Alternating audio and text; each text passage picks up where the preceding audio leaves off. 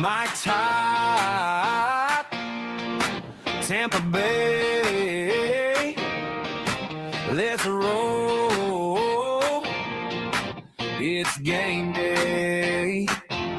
Rays on the diamond, bolts in the sky, Bucs on the goal line, Bulls ride or die. From the tailgate talk to the bright field glow, you know where to go. It's the JP Peterson Show. Hey, Tampa Bay. Hola, mi amigos. Welcome into a Friday edition of the JP Peterson Show. We are just back from Bucs training camp, and we smell like it. It was a hot one today, Timmy. It was a hot one today. It was roasting out there. The first 2 days, they got a bit of a break, but today was quintessential Tampa Bay training camp heat, and Cody Mauch loves it. He loves it. He's just glad to be back out there and not watching from the sideline. So we got lots to get to from Bucs camp today. Little fallout from yesterday's shenanigans with Baker Mayfield. We'll talk some Rays baseball and everything you guys want to bring to the table. We have stadium news update too, Timmy. Sorry. But we got to do that as well. How are you? What's up, Timmy? Oh, it is warm here as well. Took the dog out for a walk a little bit ago, about as much as I could after recovering from the bad flu earlier this week. And the dog was like, "Screw this! I don't know. Take me home now." It's already 98 degrees. Yeah. It's ridiculous. Yeah, Tally's very much that way. She just drops the ball and goes, "Nah, I'm good. I'm good. Well, just take care of this business here. We can head right back up to the bed. I'll just keep watch out over the pool in the bay here." Watching for the Dolphins. All right. I said, I got nice. you. I got you. I don't blame you. It's not a bad existence, right? No. She's got it sweet now. She's got a really good setup at the new place. So she's loving life. All right. We'll get to all that stuff. You're going to hear from Todd Bowles, his reaction to the Baker Mayfield evisceration of the organization yesterday. People took me to task for my describing this as an evisceration and a scorched earth. I kind of said the same thing yesterday. I mean, I didn't take you to task, but I said I don't know that I agree that it was as bad as you made it out to be. I mean, it was bad, but to me, I was very polite about it. It was polite, but I think if you read the transcript, you're like, "Whoa!" Right. It's one of the. It's kind of a little different. It's like a little stronger words than the actual delivery because he wasn't mad. He was just, hey, it's all about ball. I just, I'm disappointed. I feel disrespected, but I'm moving on. Yeah. And I will say this: if you were looking for Baker to take the day off, that wasn't it. If you were looking for him to not be sharp today and be distracted, that didn't happen. Baker looked good today. He was zipping the ball around. God, I saw him miss one throw today, but that was about it. One great thing, Timmy, about being at camp is your proximity to watching the players. And we get to sit right there on the sideline. The fans aren't far away either when they're on the far right field. But just being that close to it, there was a play today where I like to stay ahead of the play about 20 yards. So they're running a play where they get Godwin kind of against a cover two where he's doing like an in route and then out to the corner. And you got to drop it in the honey hole between the safety and the corner. And I was just like right in line. Like Baker was almost throwing the ball to me. Yeah. I was right in line and you're watching it all kind of develop. You're watching Godwin run his route, and he's such a good route runner. And he takes that step to the sideline, and I look up before he even, way before he makes that break, that ball is in the air. And it's just Baker throws such a tight spiral, and it's just like, it's got this, this beautiful arc on it. And you're watching, all the players come together, and he's like, "Oh, is he going to get it over the corner's hand? Is he going to get it from the safety? Is he going to?" And it's just Godwin full out, hands stretched out, right on the corner, right on the sideline, catches the ball between the two guys, falls right at my lap, and then jumps up and just goes nuts, and the crowd goes nuts. I mean, even Godwin knew, man, that was sweet. Right. That was just as good as it gets, man. That was absolutely perfect timing, perfect throw, right in the honey hole. And it just, when you execute a play like that, it's just magic, man. That's the magic of football. Yeah. You got to have the protection. And I could see Baker behind the line, and he's looking left, and he's coming back to the right. Yep. And you can see it all, and he turns back and he lets it go, and it's just it's I don't know. I get a little excited about that stuff. I get to see a little bit crazy excited about it. You know what that should tell you, JP? It's football season. Football's back, baby. Ball's back. Yeah. Yeah, of all the the bullshit we talk about, and we'll talk about more of it today. When it gets right down to the game, I don't know. I feel like with the outside distraction, and maybe it's our fault in the media for concentrating too much on it, right? That's why I want to talk a little bit about football today. Yeah. It's just we do get a little carried away with it. But man, it's sweet to watch. And guess what happened after that play? After the crowd erupts. Pay the man! Pay the man! Give Baker his money! Is the crowd chanting? Oh, yeah. Oh, yeah. Wow. Yeah. You think he's not a fan favorite? I mean, come on. Yeah, he's a huge fan favorite. He's got to be eating that up too. He's he is. I was trying to look back to see if there would be any reaction from him, but and the reaction was interesting. I don't know, and I'll get your take on this because I watched a little bit of national stuff, not a whole lot. Watched a little bit of it because it was making the rounds. Obviously, it was the top story on every show, and my feeling from the national media was more Baker's side than the Bucs side. Is that what you kind of got? Yeah. So yesterday on the Scott Wetzel show, Scott's a national guy. Obviously, he's based out of New York. So he doesn't know lick about the Buccaneers, right? He doesn't talk about them or follow them day to day. And in his ranking of quarterbacks, he talked about this. He doesn't have Baker in his top 10, but he says he's right there. So from a national perspective, I get it, right? If you don't watch him every day, you probably don't know. He did say, however, because he talked about it quite a bit, that, man, from the outside looking in, this is a horrible look for the team, for the Bucs, just the way they're treating him. Yeah. After, and again, this is from a national perspective. He doesn't watch the games every week. He's not watching practice or tapes or listening to interviews. Right. He just said, look, he's not Tom Brady, but I know they've had a lot of success under him. Mm-hmm. And for them, whether he's top 5, top 10, whatever, you're just going to forget about that. And you're just going to ignore that ever happened over, $5-10 million a year, or whatever it is. And he said it's a disgraceful look for the organization. I would agree. Yeah. I would agree. And I think that's kind of the national narrative right now. Alex Nunster mentioned Gerald McCoy. McCoy basically said the Glazers on some shit without saying it. Yeah, he did. I was interesting. I was watching Gerald's reaction. I was wondering what it was going to be. And he kind of started out like he was going to be anti-Baker, and then he kind of slipped into, he goes, I'm a player first, man. I love the Glazers, but he goes, this guy's earned the money. He's a franchise quarterback, and you don't need to be messing around with this stuff. What is Gerald McCoy on? He's on Fox. He's on the main desk now on Fox. Huh. Or is it NFL Network? I get him confused. I don't think it's not Fox. So okay, all right. No, he's got a big time analyst job. I think okay, so it's because he was on NFL Network on the desk before. Yeah, I didn't know they were doing that. I didn't know that show was even around right now until football season. Well, he just did this on his own. He does a lot of videos on his own, and he talks a lot about the Buccaneers on his own. And he's always popping stuff on there.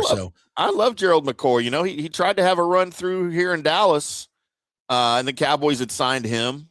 He got injured, really, and he blew his knee out. The first day of camp, blew his knee out. And he never came back and played. He's a bit of a polarizing force here in Tampa Bay. I always thought he was, really good player on some really crappy teams. Right. And people would complain about him because he was the highest paid player. But I'm like, Gerald McCoy's not the problem. The rest of these trash around him. And I was happy to have him here when he signed here. I'm like, this is going to be good. But he was outspoken, and he sometimes rubs people the right way. He gets a little butthurt on things at times. I think when we gave away his number to Ndamukong Suh right away, he got a little butthurt about that. But, good dude. I think he's a good analyst. I think he's a really good analyst. And I think one of the reasons I'm kind of drawn to him on TV is I absolutely love the black dude that has the Southern drawl accent. Mm-hmm. Randy Moss, right? Yeah. And Gerald McCoy, I giggle inside every time they talk, and I don't know why. It's just so unusual. Yeah. Yeah, he's good. He's good. He's really good. In fact, I'll try to find his tweet, and I'll try to play it in the second half because I thought it was really good. And of course, we got some reaction today from Cody Mauch, which we'll play here in just a second. And I think in terms of a distraction for the team, they're going to say it's not a distraction, but right. We're all going to be talking about it all year long. If this doesn't get, it's like, oh, Baker's off to a good start, or Baker's off to a terrible start. I guess the Bucs were right, whatever it's going to be. It's always going to be something that's talked about. Baker may not take any more questions on it, but his teammates are going to have to answer him. His coach is going to have to answer him. If Jason Light ever comes up for air, he's going to have to answer. And honestly, I think at this particular juncture, I'd like to hear from Jason and the ownership group on something like this. Yeah. But I also understand that's a no-win situation for him.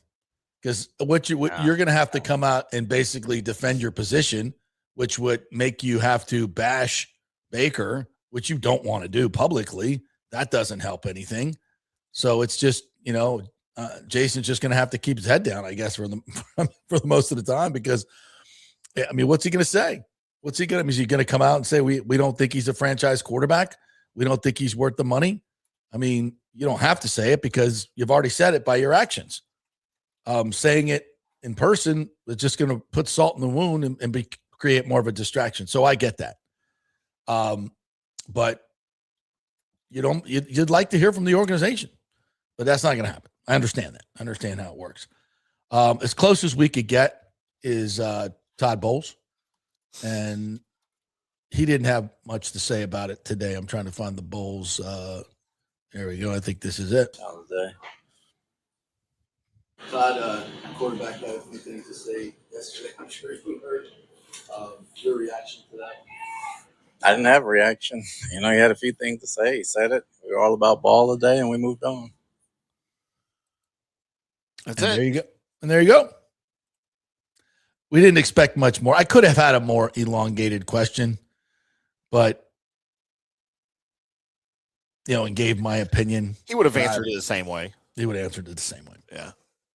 So, Cody Mauch was, and many of you know that Cody is very close to all the offensive line, very close with Baker. He spends a lot of time with these guys. Pretty smart.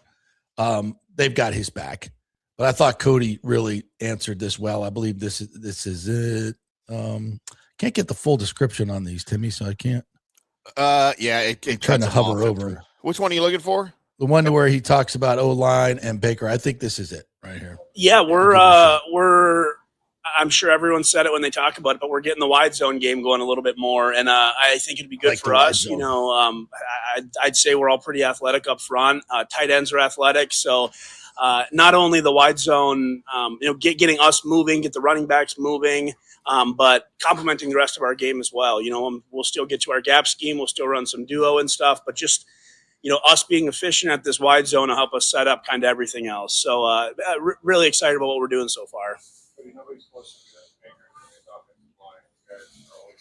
It's a question on Baker and what he said yesterday. That's how difficult it is to watch. Yeah, I mean, 100% franchise quarterback. He for sure is, and it sucks to see him go through this and whatnot, but it's not gonna change his mentality, the way he plays. He's talked a lot about it, but he's just gonna go out and play ball. So it's unfortunate, but I mean, he's gonna go ball out, and it's gonna get made right. So no, he's not thinking about it. It's not a distraction on anyone else. So it's it's all good. He said he addressed the team about it. What were your takeaways from that? I'd say just how committed he is. I mean, he set a deadline. He said deadline's the beginning of training camp, and he's sticking to it. And now he's like, I promise, I'm all about ball and whatnot. So, yeah, very straightforward about that. The biggest thing we all took away from it was we're playing ball now. He's not worried about contract stuff. It's all about the 2026 Bucs. So, it was a good talk. Well, he has a bigger chip on their shoulder than he does, it seems like. Guy lives with a chip on his shoulder. Yeah, it's unbelievable. Yeah. So how do you see this going with him in terms of taking the disappointment of this and kind of tucking it away and focusing on ball? How do you see this going for him? Because he said he's going to have a big year. Oh, yeah, he's going to go off. I mean, yeah, he's Bake's going to go out, and I mean, Bake plays well, and he's MVP, Offensive Player of the Year. I mean, he's unbelievable. So, no doubt in my mind, he's going to go out and do that, and get even more money now. So it's going to work out better for him in the end. So, no, excited to see the way Bake uses this year. Yeah. I think, that gives you a really good insight into what those guys are talking about. And for Baker, it is. It's like, look, I bet on myself again. I'll have to do it again. I'd like to finally have gotten the contract, but I guess that's just not in the cards, and we move on. I did see some criticism of Baker. Some people I respect on Twitter basically saying this is not what real leaders do. They don't take their grievances out into the press and kind of throw their organization under the bus. Like Brady wouldn't do that, blah, blah, blah, blah, blah. I see some merit to that. I do see some merit to that in most situations. And perhaps I'm just too close to it. And we're too close to it. And we know Baker, we like Baker, and we've seen what he's gone through, to help this team. And he came in here, played for nothing. And the Glazers have gotten the bargain on this contract for 3 years. And going to get another good year out of the fourth. He's been vastly underpaid by the market. And in situations like this, normally the team does the right thing and compensates the player. And it sends a great message throughout the locker room that we're in this with you. And what the Bucs are doing is the exact opposite of that. And I commented on it. I said, there are some organizations that take great, great value in building a culture and a chemistry, something that everybody can buy into, where the players, the organization, the management are all on the same page and they're moving forward. Guys are taking less money. They're in it to win it. And I believe the Bucs were there for the last couple of years. I really do. But this feels exactly the opposite of that. And it's because of the self-inflicted wounds of this ownership group and the decisions that they've made. When you keep Todd Bowles, a 500 coach for his 5th season, that's going to rub a lot of people the wrong way, especially players who are uber competitive and want to win. And they know that Todd Bowles has not proven himself and is an elite coach. So where did Mike Evans go? Someplace where there's a coach that's considered elite. Now he's got more wide receiver competition. Yeah. Now he's getting, hello, Debo. But that Parsons or Pearsall went down anyway. Yeah. So yeah, he's still going to be. He would anyway. Yeah. So listen, I mean, that's one decision. The Vita Vea decision. Now the Baker decision. There's a lot of stuff that off free agency in the off season they went cheap. There's a lot going on here and then when Baker mentioned Tristan's contract. How he had to hold in, a guy the only guy in NFL history with an all-pro at the left and right tackle. When he mentioned that tells you they've been talking about this for a while. Yeah. How this organization is treating their players. And again, if you're on management side and the Bucs side, I see where they're coming from. They're trying to make the best deal they can make. It's a salary cap league. You're trying to get your best deal. I totally understand it. That's Jason Light's job. But there are also times and situations you don't treat all players the same.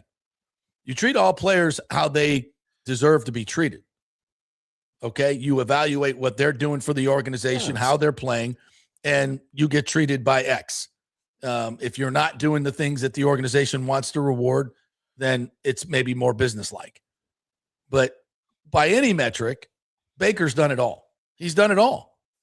And those who want to criticize Baker for the slide at the end of the season last year weren't paying attention. You weren't watching the games. I'm sorry. I'm just going to disagree with you. He was not. Did he play great? No. But look what was going on around him. Godwin was down. Evans was down. McMillan was down. Yeah. Your offensive line is a sieve. You're getting battered and bruised, and your organization is so bad they can't find a competent backup quarterback. So you got to play every single game. You had no choice but to play. And you're pointing at Baker Mayfield? Baker's got to show me something. What has he won? What has Todd Bowles won? But when you make these decisions, and a lot of people see them as being cheap, especially with Todd Bowles, that's out there. When you do that, you lose the faith of your team. So as an organization, do you want to build camaraderie? Do you want to build a culture where everybody's buying in? Or do you want to hire a bunch of mercenaries? Hired guns. Do you just want to, everybody's deal is just business? Who, by the way, matter. don't give a crap about the community they live in and play for. Yep. Nope. The Hessians, right? The German soldiers that the British paid that didn't give a rat's ass. Yeah. Not my soil. Nope. I ain't dying for this. That's what you get with mercenaries. It's the portal in college football. When Jordan Travis was there and guys came in the portal, there was a team camaraderie of Florida State. They all brought in. And when Jordan left and there was no leadership, they were just a bunch of mercenaries. And it showed. And that's what you've created here with the Buccaneers. Now, luckily, you've got leadership in Baker and some other players that won't let the guys sulk and feel sorry for themselves and say, screw the organization. I'm just going to go out and play, collect my money.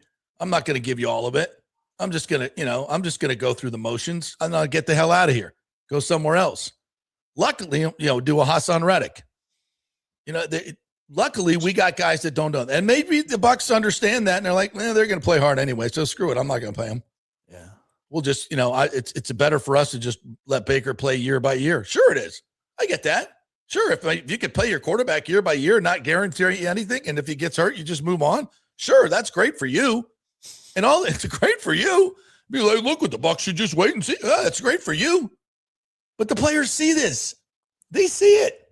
And if you can't guarantee them money against injury, everybody knows what this is. This is the Bucs trying to save money. Hey, let's pay him. We'll pay him 41 this year. That's great. I just don't want to guarantee 180 like all these other teams are doing with their quarterbacks.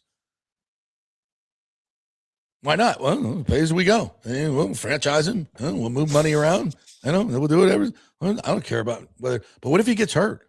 I don't care. It's not my problem. Go play. If he gets hurt, then we'll move on.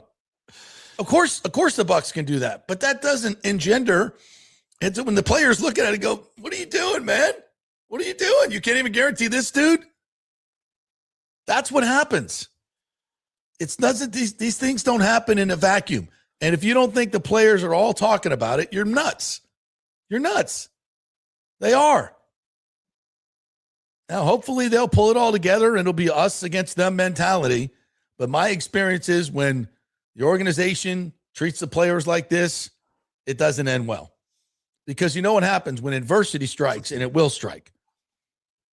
You want to band everybody together. Come on, let's go. Let's go do it.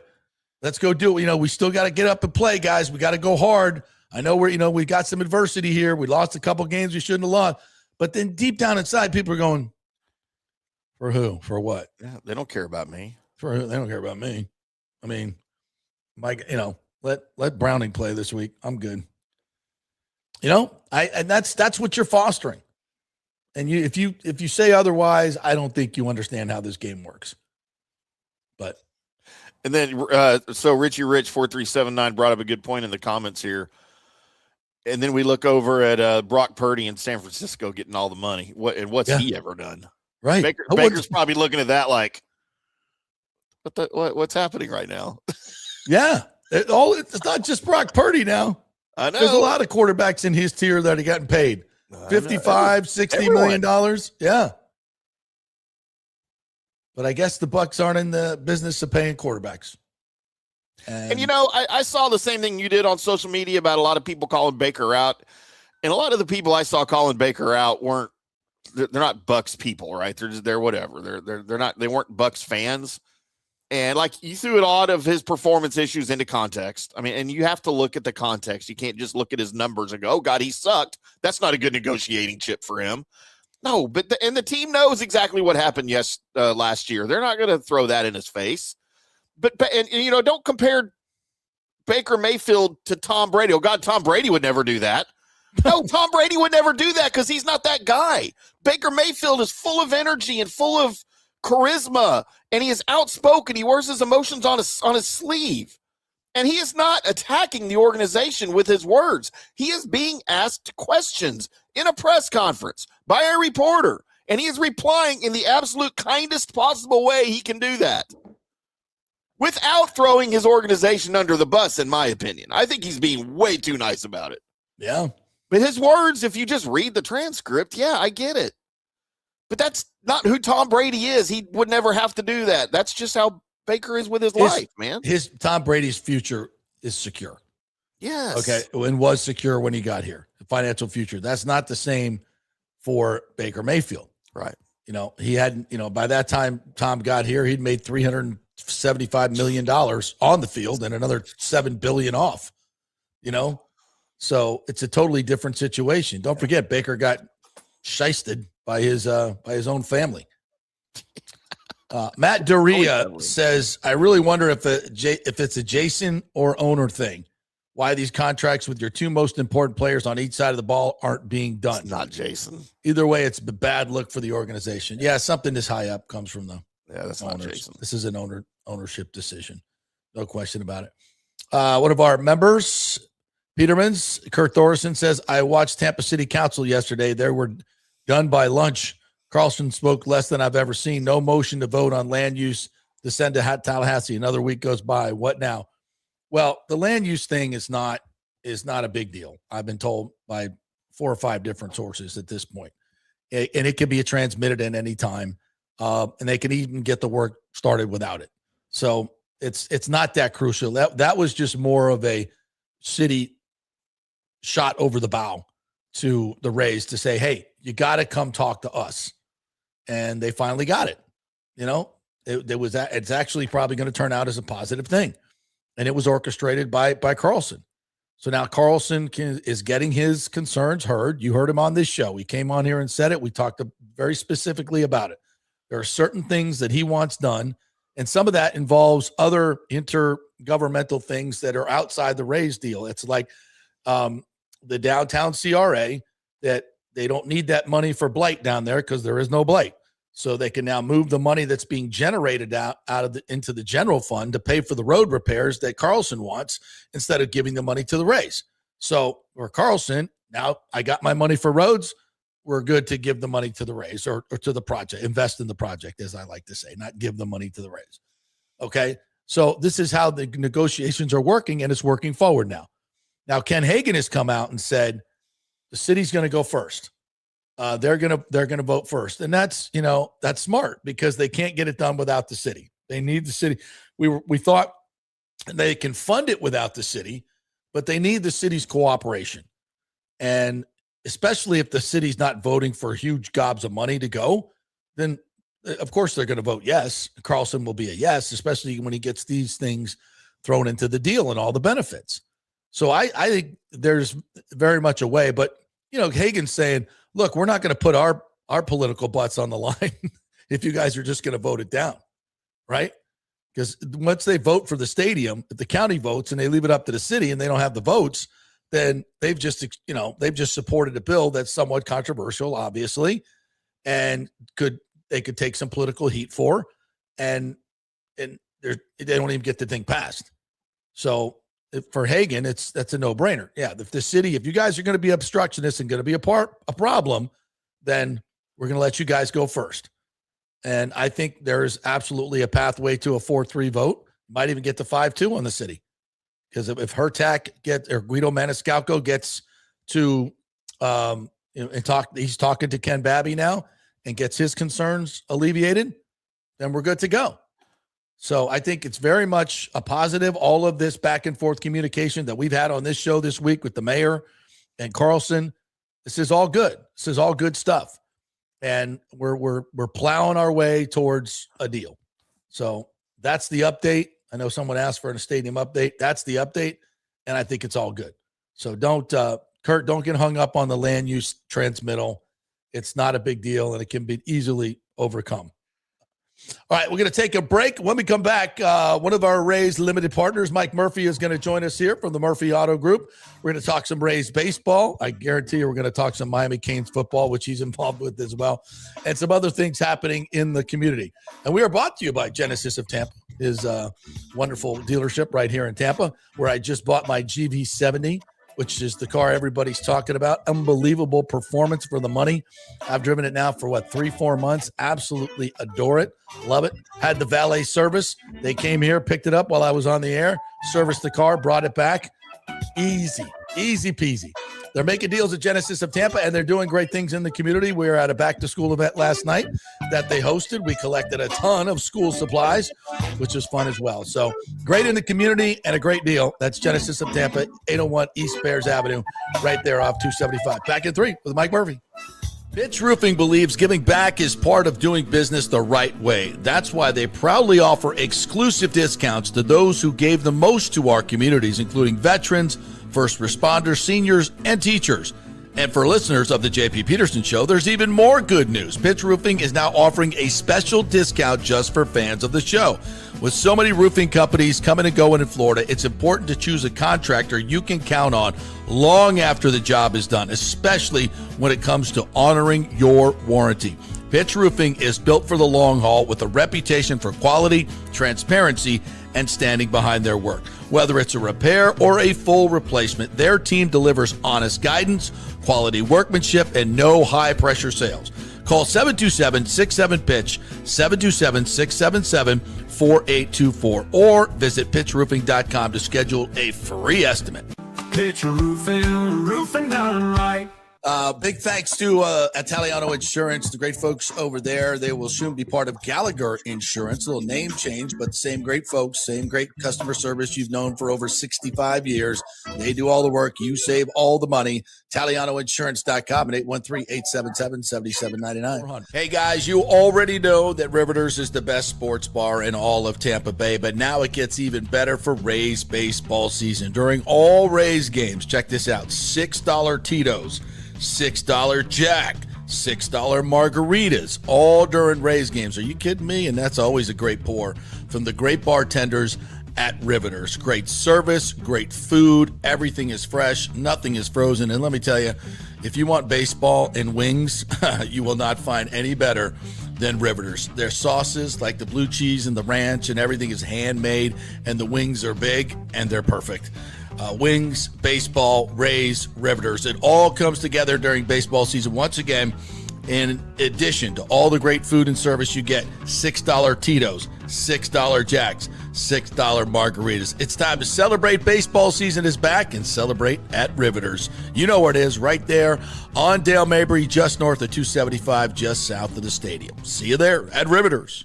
Hey, the Golden Diamond Source wants to be your family jeweler, so don't wait any longer to find that one-of-a-kind perfect engagement ring for that special someone in your life. At the Golden Diamond Source, they can design anything you want personally. The Golden Diamond Source can help you trade in your old broken jewelry and use it towards a new purchase as well. And with gold prices at record high, now is the best time to do it. They only sell natural diamonds at the Golden Diamond Source, so if it's a real love, it should be a real natural diamond. Don't start your relationship with a fake diamond. Bad idea. And with the Golden Diamond Source first-time buyer program, you can learn all about the 4 C's in all the different shapes and styles. And they are able to show you a huge selection of inventory to choose from. And don't forget, 0% financing for up to 5 years. If you finance $5,000, it's only $83 a month. Make sure it's a Golden Diamond Source diamond, 3800 Almerton Road, always online at goldendiamond.com. It's a love you give only at Golden Diamond Source.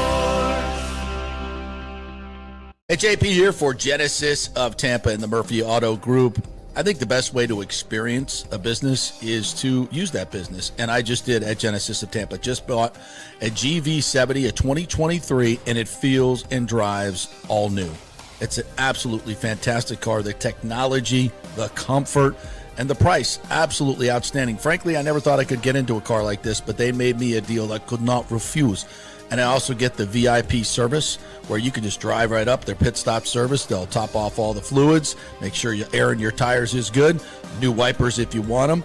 If you need extended service, they will come to you, bring you a courtesy car, and then bring your car back. What more do you want? The experience was just VIP all the way. And you can get that at Genesis of Tampa. And don't forget, you can get extended warranty, which I did. So I have worry-free miles up to 100,000, and all they do is just take it in. Actually, I don't have to take it in. They come to me. It's perfect. It's Genesis of Tampa right there, 801 East Bears Avenue, right off of 275. Go see them and tell them JP sent you. Let's go. Right now, back to the show on FanStream Sports. Welcome back to the JP Peterson Show, brought to you by the great folks at Riveters, where you go watch the Rays play because it's always happy hour at Riveters. When the Rays are playing, you get $6 Jack, $6 Tito's, $6 Mark, all the food specials as well. And the food is absolutely phenomenal. Go get the Reuben, which went viral. They slow smoke that corned beef for 8 hours. They do the same with their prime ribs for the tacos and everything. Oh, absolutely fabulous. And the wings are the best in town. Wings, baseball, Rays, Riveters, Riveters.com. Right there, just south of the stadium on 275, just north of 275, right there on Dale Mabry, next to the old spaceship. You know where it is. All right, want to welcome in one of our Tampa Bay Rays limited partners and my business partner here. Did you let us stay and do our podcast here? It's the great Mike Murphy joining us here. What's up, Mike? How are you? Great to be back in my own office, but part of my office I don't get to spend any time in. You know, you're always welcome here. The door is well, sometimes it's open, sometimes it's stuck, but it's always open for you. Well, so you know, I beg you all the time to get in here and talk some because it's Cane season now. Oh yeah, what an guy. amazing time, right? We've got baseball last weekend without football. Isn't that kind of incredible to think? Because we got preseason. We got preseason starting. We've got the Hall of Fame game. Yeah, I think for the sports gamblers out there, maybe it scratches an itch, starts to ease you into football season. You're sick if you're betting on preseason, bro. You're sick. Take the under. Yes, indeed. Yeah, but it's interesting times as a limited partner of the Rays. I asked you this last night because one of your dreams in life was to be a baseball owner, and you did that at 40 years old, which is incredible. And I asked you, I said, because you're a big sports fan with Canes and everything, but is it different watching games as an owner? Like, how much different is that? You know what? Bringing up the Canes makes a lot of sense. I'll give you an example. The way I felt in Jury World while we were playing Ohio State, our rival, who I despise in every way possible. Who doesn't? Watching Miami beat Ohio State, the anxiety of that game is what I feel 162 times. At least 100 plus now. So every game feels like the most important game you've ever been to. And the peaks and valleys is amazing, right? Like I've got a very small percentage, but it still matters a lot to me, right? So a 4-game losing streak against like the Red Sox devastated me. I'm on a vacation with my family and I look miserable. I'm like at the pool, just adding to it with my tears. Like, we ever going to beat the Red Sox?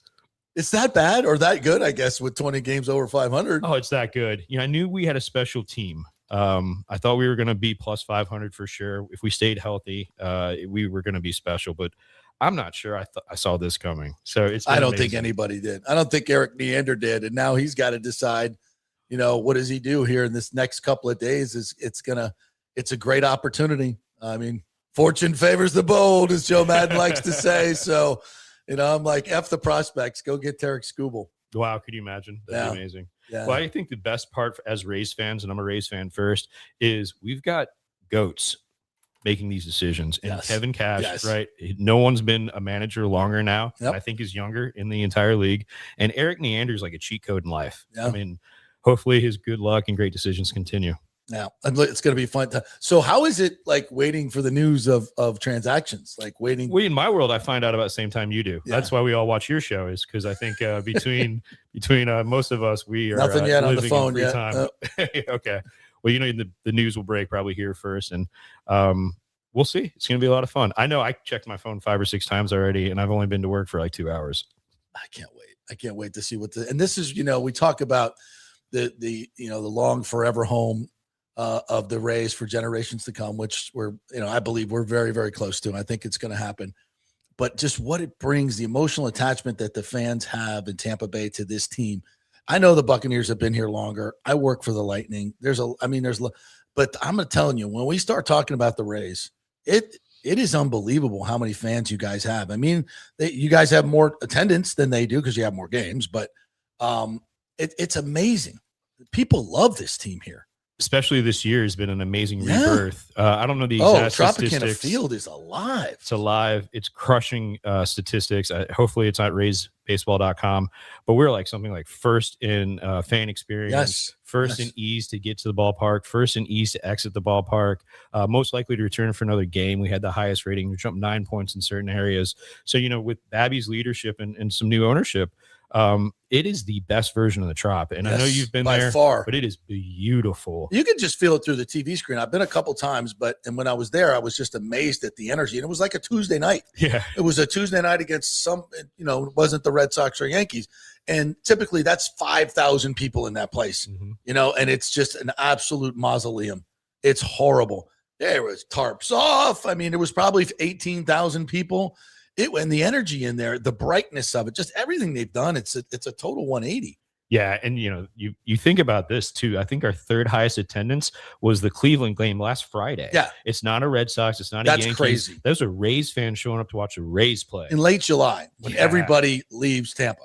I mean, there's nobody here, but they they're showing up for the games. It's special. Yeah, it's really fun, and I think we're really close to getting that done, and the impact that's going to have on this city is just it's remarkable. And to think of what, I don't even want to think about if they were to move. So I'm not going to talk about it, but the impact this would have, not just on baseball fans, but just, you're a businessman, and we'll transition into this. I mean, the economic impact of something like this is just insane. We talked about the numbers are ridiculous, but just the good feeling that it brings to the people of this town. Absolutely. I mean, baseball is the reason, I am where I am with my life. My dad played professionally. I can't imagine a world where Tampa Bay doesn't have a major league team. No, we don't think about that. Well, congratulations. Your 1 year anniversary of Genesis of Tampa. One really, really happy customer, by the way. How's that feel? It's amazing. There was a time we weren't sure we were going to be able to open. We had some headwinds, but first off, Hyundai Genesis has been an amazing partner. They believed in me. They believe in this area, and we need representation in Hillsborough County. We've absolutely crushed it. I mean, I never thought we would be a top 50 dealer in the United States while we haven't built a brand new dealership yet. Yeah, I know. And that's hard to do.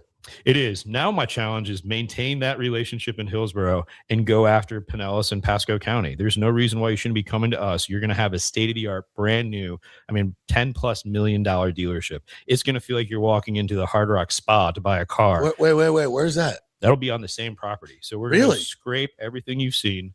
I bought some additional land on Bears Avenue, so we've got room to park cars. Ooh. But this thing will be beautiful. I mean, drop dead gorgeous. Keep my studio here, though? Unless you want to go live from Genesis of Tampa. Oh, we could do that. Yeah, absolutely. We'd love to do that. Well, congratulations on that. And you guys are running a great dealership. And last night we were at an event, and this is something that is near and dear to your heart. You guys like to be out there in the community, and I've seen it from day one, from the inside now. You're constantly doing things with USF, the school event we had last night. Why is that so important to you? Well, I like to think that we're for purpose, not for profit. Although I love making money. That's the whole reason why we do it, right? Right. But you've never seen a U-Haul behind a hearse. You can't take this stuff with you. So while we're here, we need to do good with it. And that's what's so exciting. Every month, Genesis of Tampa loves on a different part of the community. And as we go into our first anniversary sale, we're focusing on kids and making sure that every kid that needs a new backpack and school supplies has that. I mean, it's tough enough to get a good education nowadays. Can you imagine being without paper, without a new backpack, the social anxiety that comes with that? So that's the real reason why we sell cars is to do well with it. Yeah, and you guys have done a great job with that. We were talking your leadership. I talked to people within your company and outside your company, and you're regarded as a very dynamic young leader and what you've been able to accomplish in a very short time. And I know you do a lot of research and study, and you read about leadership. What are your key tenets of leadership? When you enter a company, or even in a baseball situation, what are these key things that you think about? So leadership really breaks down to me this way. First off, you need to practice what you preach. So you don't have to tell people you're a leader. They'll start to follow you through your actions alone. So there's never a wrong time to do the right thing. There's never a right time to do the wrong thing. But then, unfortunately, everybody gets a vote. So your best laid plans rarely survive first contact. So you have to be stoic. Life's supposed to be hard. When Dad was battling cancer, he made me put on my phone a quote that says, "I'm bulletproof and fearless." He's like, not that you believe that, but that's what you need to portray. And then I said the second thing about leadership is you got to know when to be flexible. Because if there's somebody smarter than you, better than you, then you need to take that advice. Wise men seek counsel. So we do that. And then I think the last part of leadership is dare to dream big and then be just a little bit stubborn, right? You got to be just a little bit crazy to put all of your life savings into the middle and try to chase your big, audacious goals. And for me, that's been automotive retail, and just blessed that, Patrick and Ken gave me an opportunity to be part of the Rays. We were talking in the break about Baker Mayfield and his leadership and what's going on with the Bucs over there. It's my feeling that the organization that even just a year ago was building a great culture that kind of had continued from the Brady years. And the organization and their players were taking less money.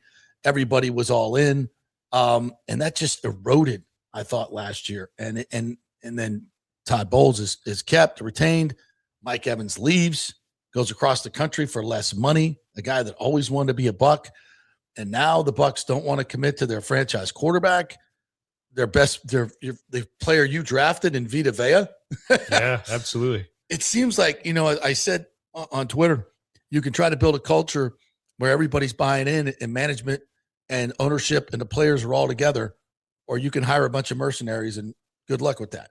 I feel like we're getting the kind of mercenary route here. Yeah, it feels like a band of pirates. Yeah. Or Buccaneers. Buccaneers, yeah. When Brady left, the question was who was going to be our leader, who's going to step up and lead. And regardless of if it's scorched earth or not, which I tend to agree with you, but Baker just stood up and says, I'm the leader of this team, and he's put the bullseye on his own back. That excites me for this year, because nothing unites a group of people like a common enemy, regardless of who that enemy is. Even if we're it's in the your NFC boss, South. even if it's the ownership. I don't expect to win a popularity contest in Murphy Auto Group, but I know they believe that I've got their best interest at heart and a pay plan that will make sure that they meet and, if possible, exceed their financial expectations for themselves. I don't have to be liked. And I like that about Baker right now, is he's drawing a line in the sand. And if it's us against the world and you're at rock bottom, the only place to go is up. So I'm riding with Baker on this one. There's been some theories out there that the Bucs are actually playing on that, like piss Baker off and we'll get the best Baker. But you also, you can fuck around and find out, because you can franchise him next year. Maybe it could cost them a lot of money. It's going to, at the worst case, it's going to leave them much less flexibility to go get other players, which is why I think they should do it now and give him a long-term deal for many reasons. But if he just doesn't want to play for the Bucs anymore and he has a great year, which I think he is going to have a great year, the Bucs may find themselves in a quandary. What happens if he has a great year and we don't make the playoffs? Does he stick around if he's got some input on the next head coach? I think his feelings about the ownership group have soured dramatically. And I don't blame him. And I've known Brian and Joel specifically for a long time. And I think they've done a tremendous job the last 10, 15 years, doing incredible things in the community. And when Brady got here, they opened a checkbook. There's nothing they would not do, and rightfully so. And they won a Super Bowl. But I think some of the decisions they've made in the past year, as I detailed, I would have counseled them otherwise. I don't think certainly the fans are not happy about it. I don't think their sponsors are happy about it. If I was a sponsor and you've got a popular player like Baker Mayfield, your foundational piece, and you're effing around with them, that's not a good look. I don't know. I would counsel them otherwise. My opinion. Nice thing is they have a whole season to make up. And that's true too. Winning fixes a lot of problems. That's very true. And hopefully he's got some great performance parts of his contract.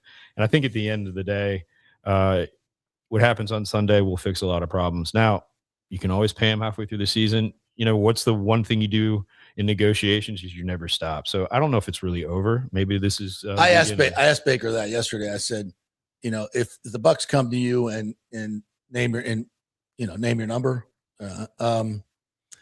would you be listening? He said, well, they're not going to be talking to me. I mean, they might be talking to my agent. I don't know if he's going to pick up the phone, because we said negotiations are dead. Now, we all know if the Bucs said, okay, we're going to meet your demands, he'd sign the deal. Maybe we should send Baker to Iran to negotiate. If he's that good at this, well, maybe I got his life after football planned out. Hard to go worse. Hard to go worse at this point. But, I don't know. I just think But you feel that his leadership will not be affected by it. If I anything- feel that too. I think he'll have a If great anything, year. it'll be magnified. Yeah. Now, what is he going to do with it? I love it. I love it. What else do we want to talk about? Oh, your Hurricanes.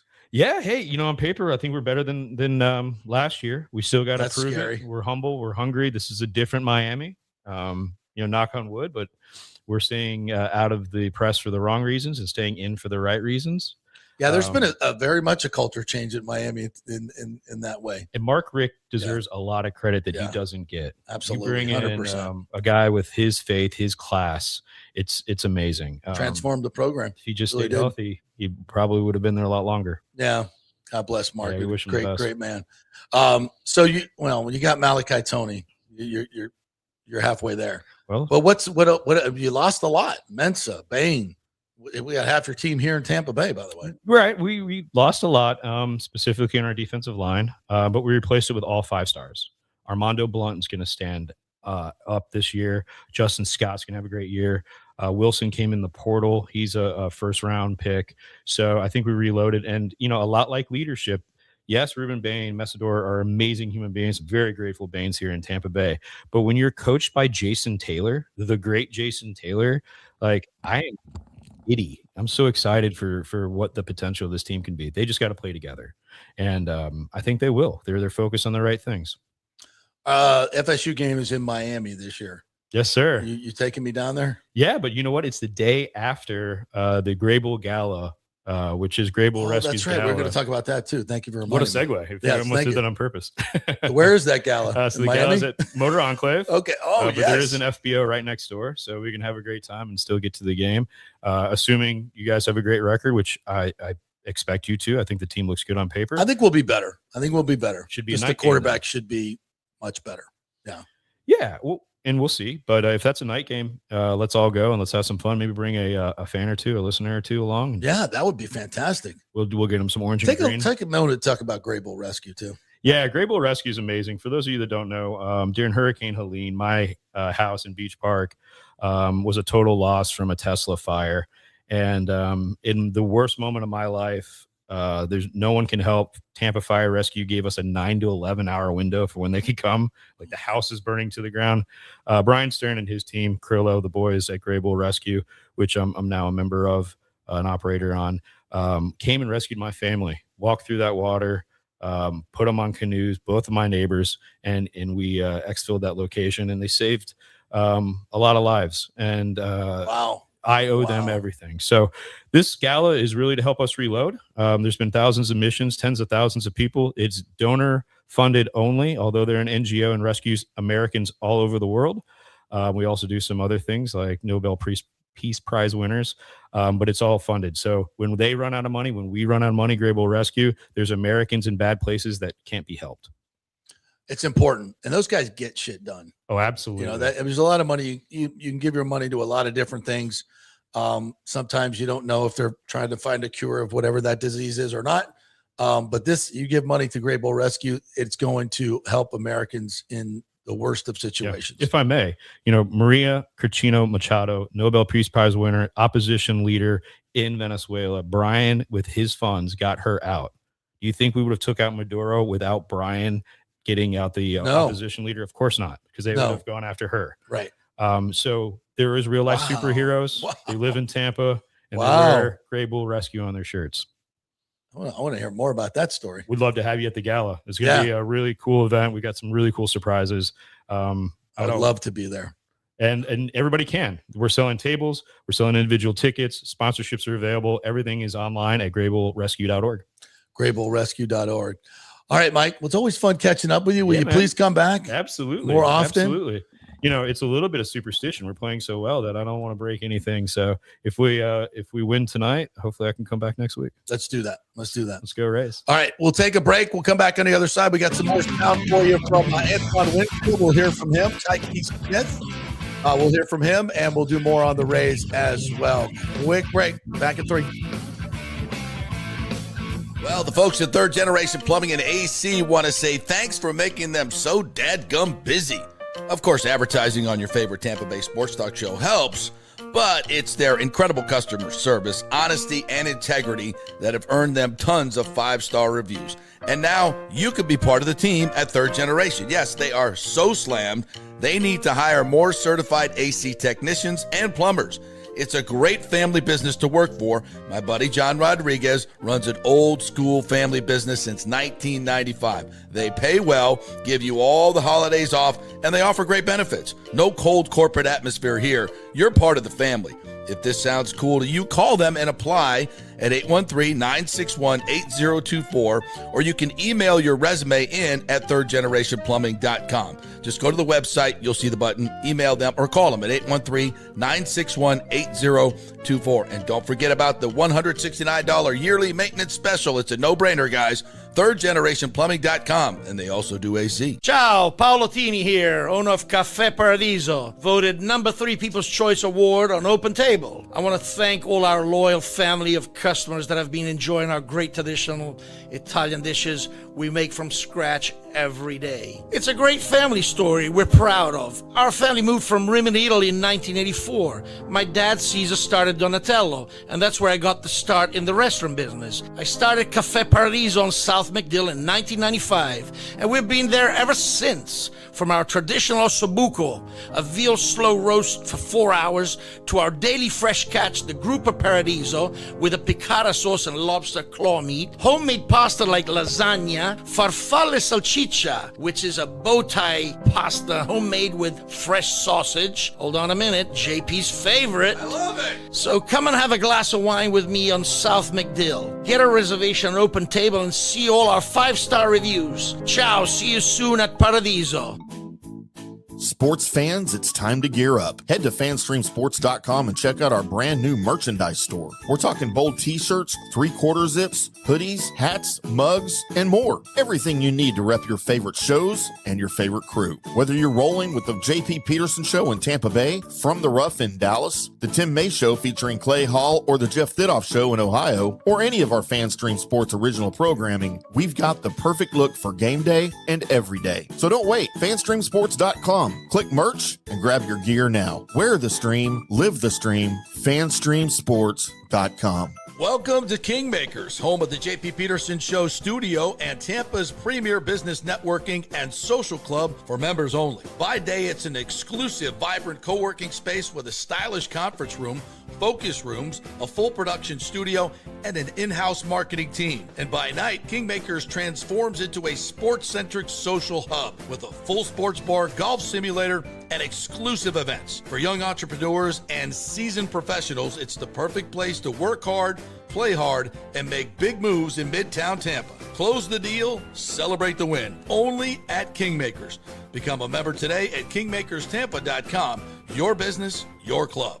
Hey, JP here for my concierge medical professional, Chris Lugo, PA. You've heard him on the show for a couple of years where he shares invaluable medical, nutritional, and supplement advice. With Chris, it's like having a medical provider as your best friend. What I love about this concierge service is the convenience and support he offers. I can text or call him 24/7 with any questions or concerns, and he'll promptly call in a prescription if needed. No office visits or copays required. It gives me peace of mind knowing I have someone genuinely invested in my health, not just focused on insurance profits. And the best part, the Bay Area Modern Medical Center's personal concierge service is more affordable than you might think. Don't let insurance companies dictate your health care. Take control of your health and wellness today. Visit BAMMC.com for more information and to schedule your initial free consultation. Empower yourself and take charge of your personal health with BAMMC.com. Let's go. Right now, back to the show on Fanstream Sports. All right, welcome back to the JP Peterson Show. Big thanks to Mike Murphy for jumping in here today. Great, always great to chat with him about leadership and business. He's been such a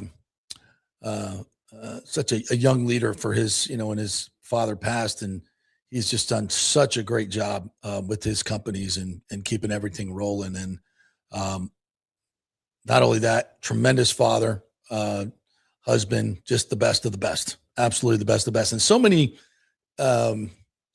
guys like him are in this ownership group. And that's why, I've been so bullish on these guys since I first found out who was in the group, and then it's just grown even more and more as the group has grown, especially with the Tampa Bay people here locally and the leadership of Mr. Babby putting through this deal, which is so complex and so complicated. And they still got a ways to go. There's still negotiations that have to be done. And these things take a lot of time to get down on paper. And not that they're totally starting over, but now negotiating with the city council is a whole nother layer. So timing is affected, and it may take a little bit more time than they thought. But it's, I think, very positive. I think you heard Carlson in the interview he did here with us on Wednesday, I believe it was. I don't know if he could have been more conciliatory and positive. You know, there was the blow up with the mayor, and you know, that was kind of a long time coming and really had nothing to do with the Rays. The Rays were just kind of the vehicle that exposed all of that. I think they both, you heard the mayor on Tuesday, the temperatures calmed down and people are very much looking for solutions to get this done. And I think we're in that space right now. And it seems very, very likely that within the next month, we're going to get votes. The city will have to go first. I think Carlson is going to be a yes. That gets you to 4-3. And I think Guido Maniscalco is also in play as well, because I know Ken Babby's having very productive conversations with him as well. All right, let's get to your comments here today. By the way, Braves with a big win yesterday. Cedric Mullins with a little bleeder over the Longo wall there in left field, a little Oppo taco shot after DeLuca tied it. I mean, that was kind of a dramatic comeback to win and beat the Rangers, you know, a first-place team. So here come the White Sox, who just walked off the Yankees, 2 days in a row. Thank you very much for that. So they're coming in here brimming with confidence. And the Rays, they're going to get the Rays of the meat of the Rays pitching staff. And here we go. Should be a great weekend at the Trop all weekend long. Get your butts out there. Go watch this first place team. And as Mike said, it's going to be a very interesting next 48 hours. You know, there may be some players on that team that may be heading out the door. So get on over there, support the Rays this weekend. Should be super, super fun. I might be over there as well, trying to get over there this weekend. All right, let's get to our commenters here. Bucs Basement says, good morning, JP. Based on the fact that I keep getting harassed by Bucs office to renew tickets and now they email me deals, it's safe to say there's no longer a wait list for season tickets. I think you put that in here yesterday as well. Yeah, I think we all know that they're, I don't want to say struggling to sell tickets, but they've been very active. Heard that from a lot of people, and a lot of people that discontinued their season tickets because of the Bulls decision. I don't think the activities of the last 48 hours with Vita Vea and Baker Mayfield are changing anybody's mind to go buy more tickets. In fact, I think it's gone very much the opposite way. Like I said, there were more than a couple times when Baker made plays today where the crowd was like, pay the man, pay Baker. I think the fans are not pleased with this development.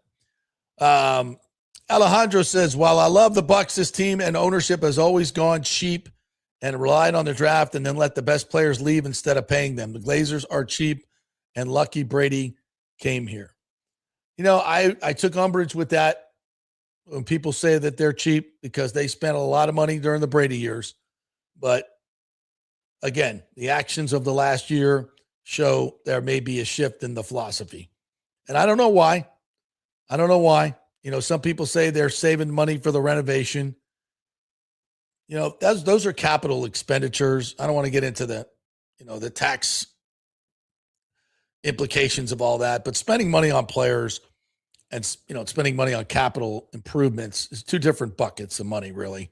I know you still have to spend it, but it's just different. And in terms of a salary cap league and what you can pay players, and look, with the contracts Mike Greenberg can do and his wizardry and, deferring contracts, they can spend probably, 20, 30, 40% more of the cap, maybe not 40, but you can come up with ways if you really want to pay players. And again, there are ways to go cheap, times to go cheap and times to pay guys. And to me, these two are guys you should be paying. Aviation 1436 says, am I crazy to think they shouldn't pay Baker yet? Solely based on the fact that if they have a down year, it could be time to blow it all up and rebuild. No, this is not crazy, Aviation. It's not. It's not. It's just, that's why I'm trying to stress this culture piece here. Okay. When you have a guy like Baker, you would say, well, we want him to prove it one more year. Well, he's already done that. If you're the players, okay, he's been a bargain for 3 years for the Bucs, and this will be a fourth year that he plays on a less than market value contract. And not just less, dramatically less.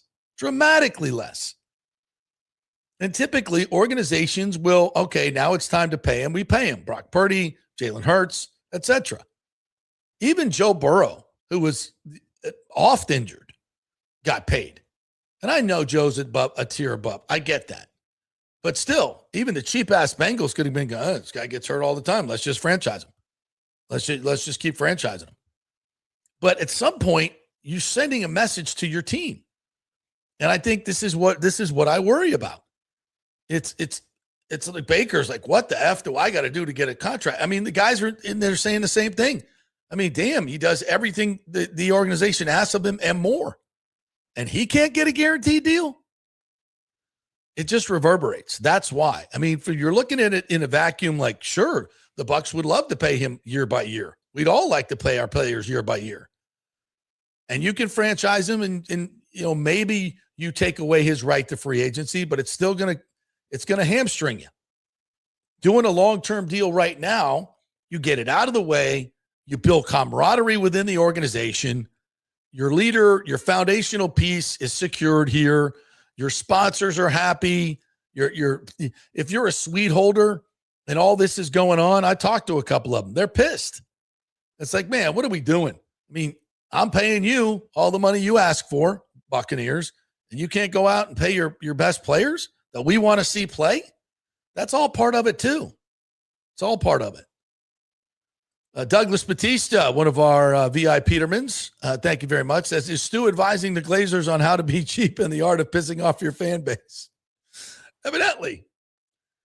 I wondered what Stu's been up to, and now we know. Rick says, Douglas, I think the Glazers taught Stu.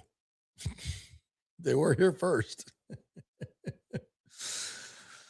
Thomas Casper says, talk about Avram Glazer austerity mode. The just ended 50-year relationship with Coke to undrinkable Pepsi. The soda machine in the workroom at One Buck Place for the press is now Pepsi. And I was so happy to go try the cherry Pepsi today. And I got my glass out, the ice, and I pressed it to the machine. It didn't work. Not quite ready for the Pepsi part of it to take over. But again, 50-year relationship with Coke. Pepsi. Making more money. We're going to make, why would you change? Money. Got to be money, right? You're a sideline reporter, 20 plus years. Nope. You're out. Lot of decisions going on here. Rick said, Vita and Baker haven't gotten any new contracts since the new intro song. JP, just saying. So it's my fault now. It's my fault. Maybe we'll make a new song that includes Baker and Vita having contract squabbles. Sergio Biltres says, how can you offer your franchise quarterback a 2-year contract? That's more of a prove-it deal than anything else. Yeah. Again, guys, are the Bucs strategically playing it right in terms of money? Yeah, they are. But that's, again, how do you build culture? How do you build camaraderie? How do you build a team? Again, for me, football, NFL football especially, you want everybody feeling good about the organization, about management, because there's going to be so many times during a game, during, a season where you ask yourself, for who, for what? Like, what am I playing for? It's so hard. the pain you have to go through, the rehab, everything you do. And you're just challenged at moment after moment, even on the field, specific games. It's like, how much more do I want to give? How much more do I want to give? And that's where the magic happens in sports to me. When I see championship teams and how guys come together and they play for each other. And I think that's what this Bucs team is going to have to do. They're going to play for each other because as a collective group, their leader, and you heard Cody talk about it today, without being rude to the organization, it's like, that's our leader. That's our leader. That's who we're playing for. But still, if things go south, it's going to be tough. Man, Bear Pig says, you're still my quarterback, Tony Romo. That's my quarterback. That was a fun video to watch that. It's always fun watching like famous people, especially broadcasters, hammered drunk on the DUI cam. As long as nobody gets hurt. JP was reminiscing about his quarterback days on the sidelines today. Yes, I was, Rick. I was. And you nailed that one.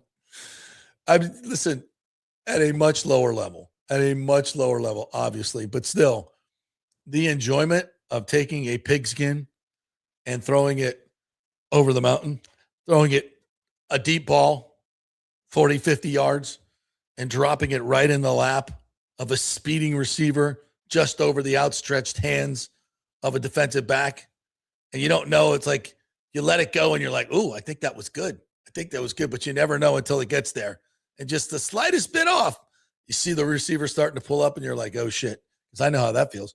But when he doesn't slow up and you just hit him right in stride, you're like, damn. Not that I ever did that, but it feels good. It feels good. And just watching that magic like up close like that. Yeah, I got really up close too, especially when Chris had his little celebration right in front of me. Needed a towel. Thank you for that. Kurt Thorson says, as I predicted, it wasn't a stretch. Baker Mayfield banner on the southwest corner of RJS. Awkward. How can you not? You gotta act like nothing's going on if you're the organization. Nothing to see here. He's out there playing. Listen, he's right. It's all about ball now. The only way he's going to make more money is if he goes out and balls. If he pouts and plays like shit, he's done. Why would you do that? He'll be good, but it's still a bad look and I think it's a bad feel for the organization because while Baker may be playing his ass off, some of these guys may be going, they won't even pay him. They ain't going to pay me. Trust me. They're thinking that. Again, we just read that one. Rich Perry, believe his new one's here. Was there an offer of 2 years, $100 million guaranteed? We don't know. From what Baker says, 2 years was the max, and they didn't get close to 50. So it was 2 years, 90 million, 80 million. So weak. I mean, the Brock Purdy deal. Brock Purdy, I said. Which I happen to think, I think he's a really good quarterback, but I don't think he's as good as Baker. I mean, obviously he's had a much better team around him. Yeah, signed a 5-year contract extension worth $265 million, which includes $181 million in guaranteed money. Brock Purdy. I don't think, and I think Baker would have taken less. Not much less, but less. Rich Perry says, I am in One Buck Place a lot, and Baker has posters on all the walls of him, so he's visually everywhere. He's the face of the franchise. He's everything. He's everything. It seems everybody else values him more than his own team. And I thought, the quarterback series on Netflix, if you haven't seen it, the quarterback series on Netflix shows him to be an incredible husband and father and an absolute cheerleader for Tampa Bay and everything Buccaneers. And, does he cut back on that? Doing stuff for the organization? I don't know. Probably not. But I'd be hard pressed for me to do it. you know? Rick says ownership will never speak up publicly, especially after Chris Thomas skewered them after the Dungy firing. Yeah, the Glazers don't speak out very often. They're very, I think their experience in the British media has scarred them for life. And let me be honest, I much rather would have the Glazers way than having to listen to Jerry Jones all the time. I guess it's entertaining though. I guess for the media it would be good. But it's just in terms of if I'm a fan, I want my owners to be very much in the background. And have deep pockets and just ask the general manager what needs to be spent and just say yes every time. That's what I'd like.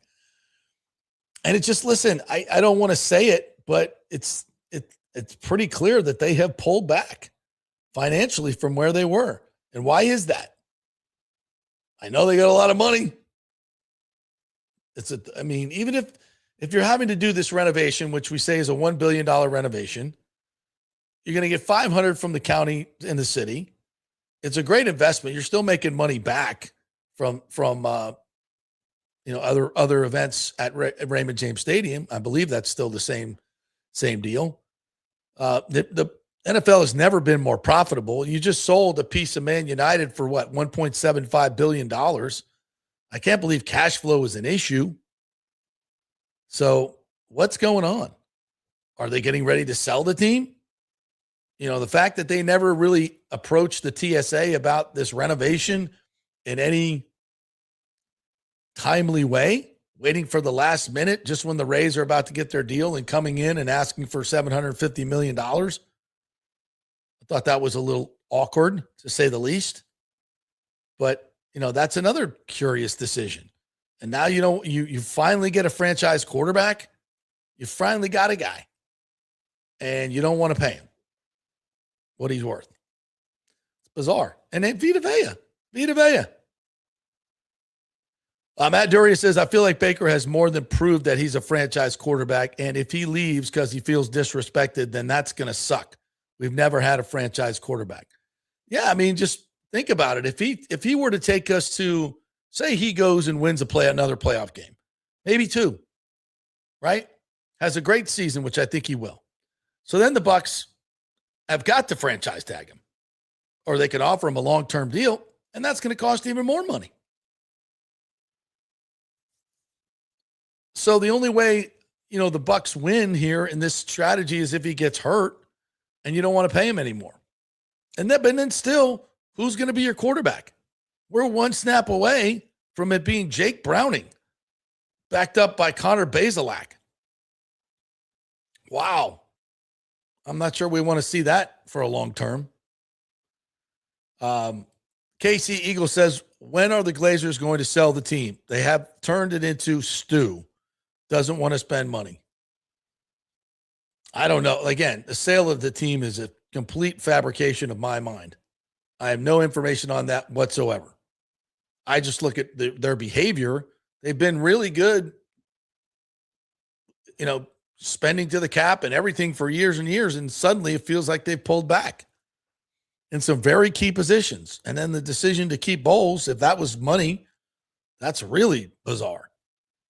Perry Munches says Tom Brady left because of money and contract when he came to Tampa Bay. If Baker does his job and excels, he will get paid next season. Tom Brady did not leave because of money when he came to Tampa Bay. He wanted out of New England. He wanted a different situation. Baker's done his job. He's done his job. It's time to pay him, in my opinion. Michael LaRue says that the Bucs tag Baker in 27 at $47 million and again in 28 at $56 million. That's why the Bucs are offering less than $50 million AAV on a 2-year deal. Bucs have the leverage. It's smart move, but at what cost?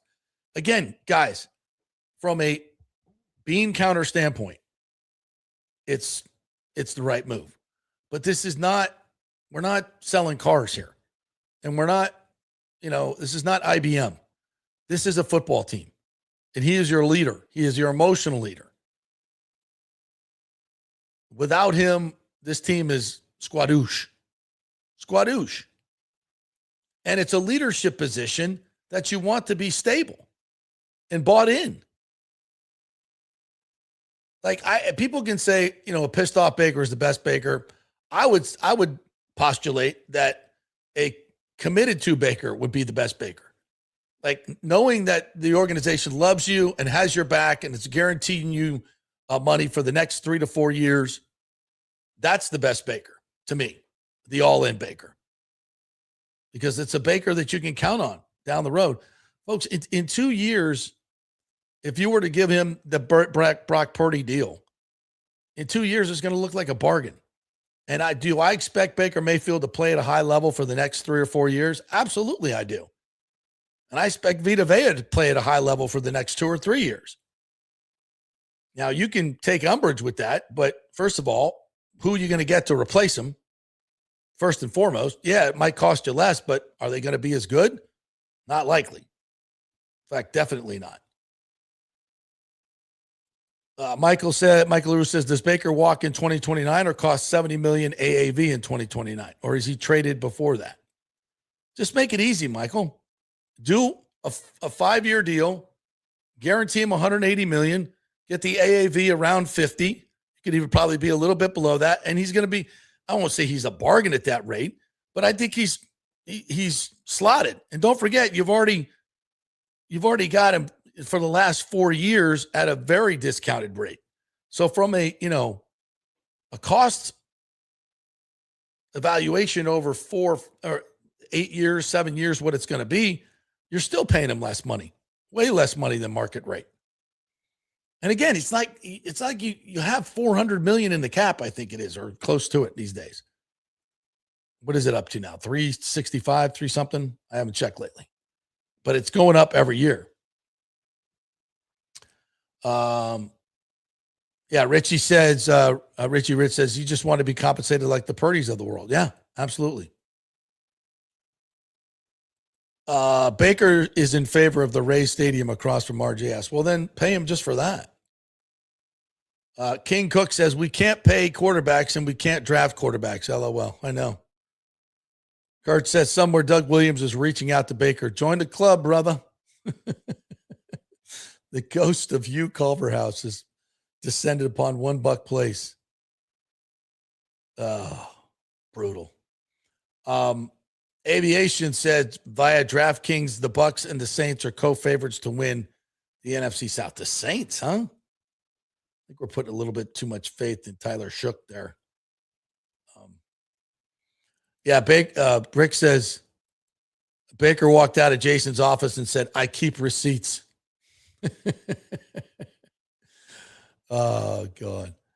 Kurt Thorson, who actually goes to these city council meetings, said, Hertak said aloud at the council meeting in discussion with the city CFO, the proposed stadium project will delay some projects that use CIT money. She seemed gung-ho to be sure that point was made.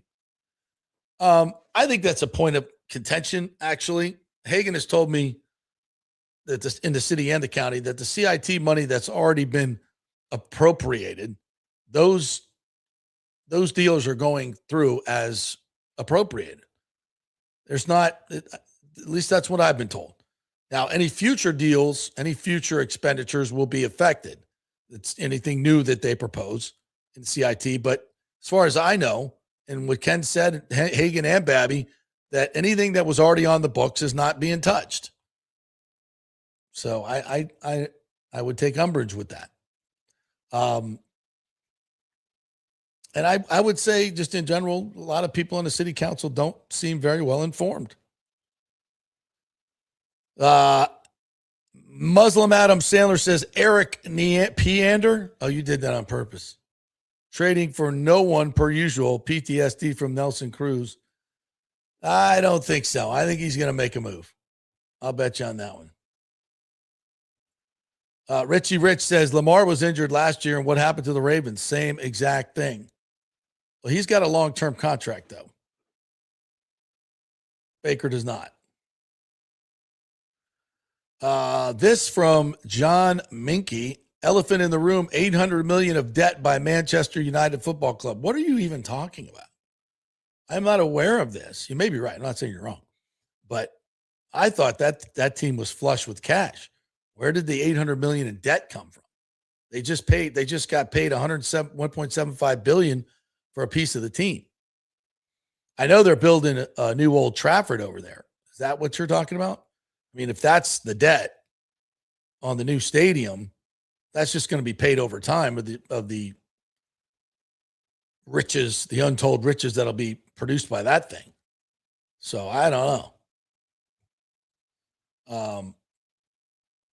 I'd have to check on that. Richie Rich says Manchester United's total financial liabilities approach 1.3 billion pounds, driven by long-term borrowings, a revolving credit facility, and substantial unpaid fees. I was unaware. Richie Rich. Did they not get a crap ton of money in that sell-off? I was unaware. Well, so you're telling me the Glazers are in financial trouble? They own a football team that's worth, Lord knows, $8 billion. Of course, that's what it's worth on paper. It doesn't mean that they have it in their bank account. I get that. It's very interesting. I'll have to look into that. But yeah, if there's some type of financial pressures, it's certainly showing here. And that's what happened last time there were issues when they went to buy Manchester United. There was, at that particular time, there was no salary floor because the CBA was in flux. That's when they went and hired. Gruden wanted to go free agents, bring in more free agents, spend more money. And the Glazers was like, that's not happening. When John got fired late, remember that? Like weeks after the season, he wanted, the reporting is he wanted free agency. And I've been told this many times. He wanted to go get players. And the Glazers was like, nah, we're going to go draft. We're going to go young. He's like, well, I'm out of here. And their cheapest option at hiring a coach, Raheem Morris, who won 10 games. And then lost a lot more. Won 10 games one year. Didn't make the playoffs, but won 10 games. Kurt says, how about that 8th inning homer by Mullins? Squeaked into Longoria land, 162 landing. No one thought that would stay fair. Beat Tim's Rangers 2 out of 3. Should have been a wager. Let's finish strong in July. Yeah, baby. I'm not even going to read that, Rick. Screw you. Kurt Thorson also says, and how about that 9th inning catch by Mesa Jr.? That was Kiermaier-esque play. If that landed, that's an RBI triple to tie the game. No, that was the play of the game. He made a great catch earlier, too. Victor Mesa Jr., like dark horse, poor man's MVP. I mean, he has been fantastic. Defensively, offensively. I mean, we're talking about bringing in all these, other guys, especially outfielders with big bats. Like whoever gets taken out, I'm going to kind of feel sorry that they're gone. Everybody's been playing well. J.K. Sinar says, Baker is the number one reason I watch Tampa Bay. He has incredible drawing power. Yes, he has chemistry. He's our star. Again, this is what, you don't treat your stars like this. You just don't. Liquor Lab, like that, said New York Sports Talk Radio, WFAN is talking about bringing Baker to the Jets. Yeah, he's high in demand. Especially after this Netflix series. People don't hate Baker anymore. Like, oh, he's actually a good dude. And I love the way he balls out. Yeah, I was going to look at all the teams and say, which team right now would trade for Baker Mayfield? Yeah, I bet the Jets would. Yeah. Certainly the Cardinals. There'd be quite a list, I think. Quite a list. John Mickey says, I'm hearing 8 teams have interest. Go ahead and trade Baker now and Vita crush the team and start the rebuild. That's the thing. We don't need a rebuild. You only rebuild when you have no other option. You have a third best top 3 offensive line in the league. A tremendous group of receivers. I watched make great plays again today. By the way, I haven't even got to my training camp notes. I'll do that next. You got a great group of receivers. I love the backfield with Gainwell, Bucky, and Tucker. Love the backfield. And Bucky busted another one today. Gainwell looked great. Offensively, and you got the new Zach Robinson offense, which heard Cody Mauch talking about going to the wide zone and how that sets everything up.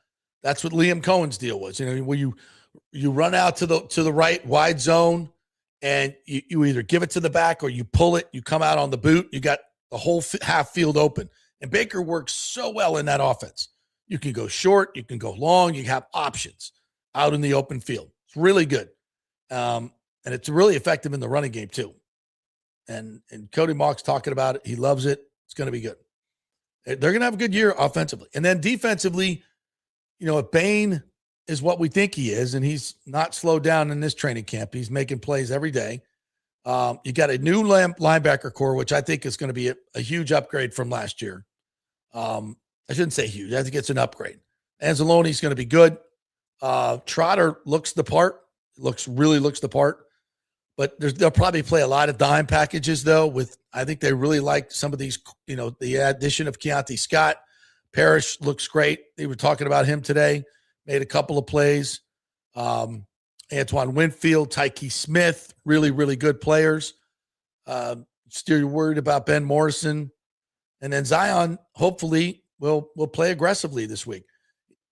All right, we're going to take a break. When we come back, I'm going to talk a little bit about that. And I got some more sound from some of the guys talking about the changes on defense and some of the cool things going on offense.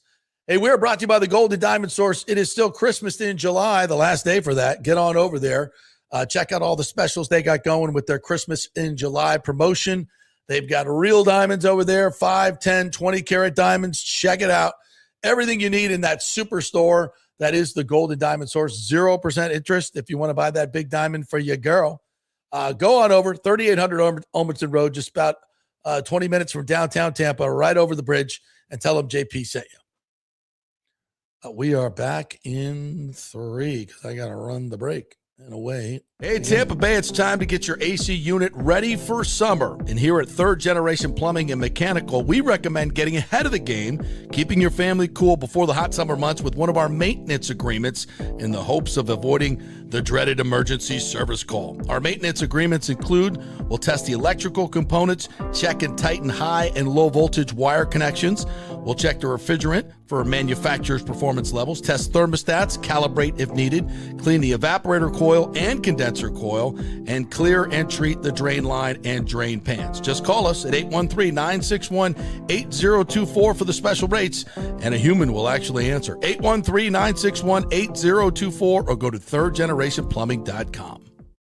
Hey, the Golden Diamond Source wants to be your family jeweler, so don't wait any longer to find that one-of-a-kind perfect engagement ring for that special someone in your life. At the Golden Diamond Source, they can design anything you want personally. The Golden Diamond Source can help you trade in your old broken jewelry and use it towards a new purchase as well. And with gold prices at record high, now is the best time to do it. They only sell natural diamonds at the Golden Diamond Source, so if it's a real love, it should be a real natural diamond. Don't start your relationship with a fake diamond. Bad idea. And with the Golden Diamond Source first-time buyer program, you can learn all about the 4 C's in all the different shapes and styles. And they are able to show you a huge selection of inventory to choose from. And don't forget, 0% financing for up to 5 years. If you finance $5,000, it's only $83 a month. Make sure it's a Golden Diamond Source diamond, 3800 Olmerton Road, always online at goldendiamond.com. It's a love you give only at Golden Diamond Source.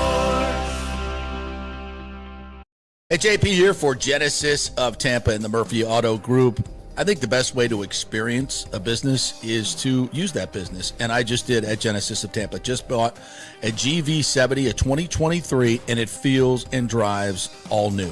It's an absolutely fantastic car. The technology, the comfort, and the price, absolutely outstanding. Frankly, I never thought I could get into a car like this, but they made me a deal I could not refuse. And I also get the VIP service where you can just drive right up, their pit stop service. They'll top off all the fluids, make sure your air in your tires is good, new wipers if you want them. If you need extended service, they will come to you, bring you a courtesy car, and then bring your car back. What more do you want? The experience was just VIP all the way. And you can get that at Genesis of Tampa. And don't forget, you can get extended warranty, which I did. So I have worry-free miles up to 100,000, and all they do is just take it in. Actually, I don't have to take it in. They come to me. It's perfect. It's Genesis of Tampa right there, 801 East Bears Avenue, right off of 275. Go see them and tell them JP sent you.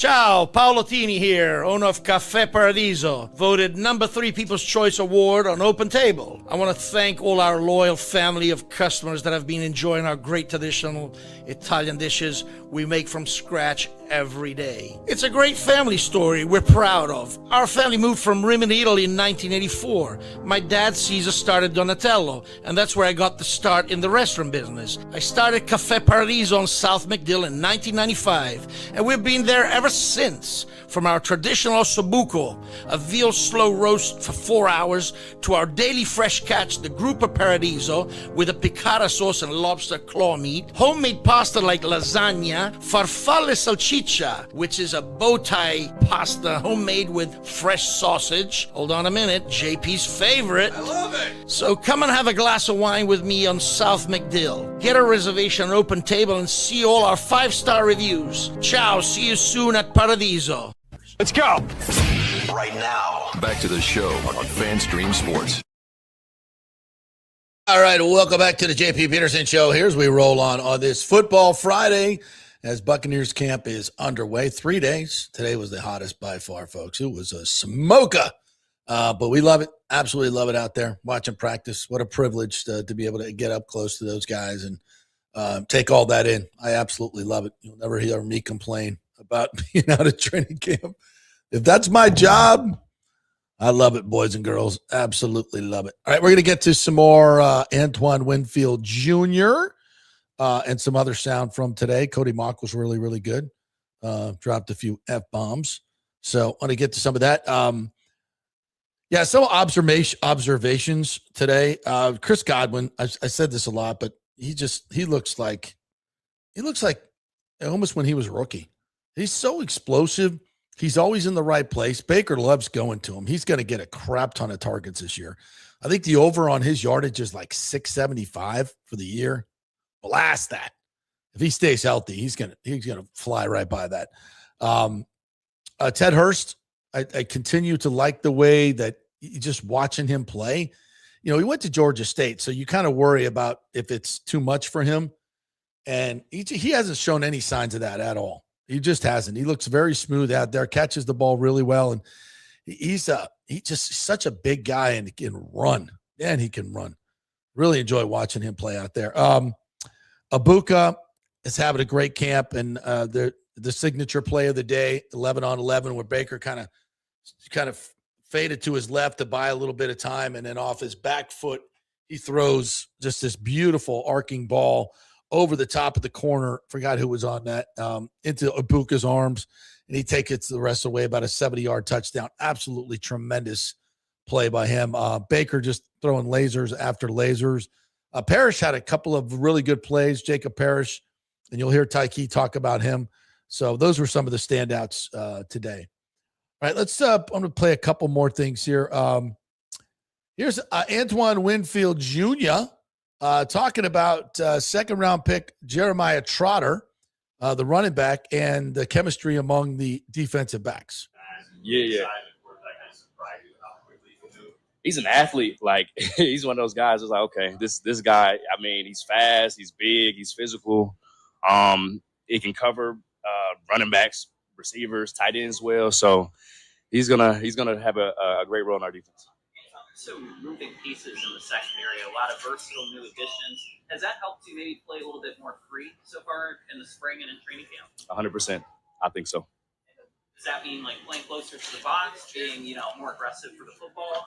Yeah, just I'm moving all over. So being able to move all over and get in different positions is, I think, best for me, and that's what I'm hoping to see moving forward.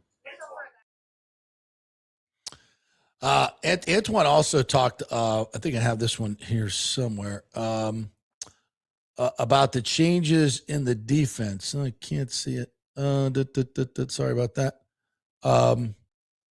He basically, I asked him about the scheme changes because Bowles has alluded to that. And he said, I don't know if he used the word significant, but something like that. And when I asked Antoine, I said, obviously you can't give us specifics, but just what is the theme of it? Like, how you feel about it? And you heard him say he's moving around a lot. I think he's going to be a big part of this. And I think it's just being more aggressive in the secondary. I think they're going to play a lot more.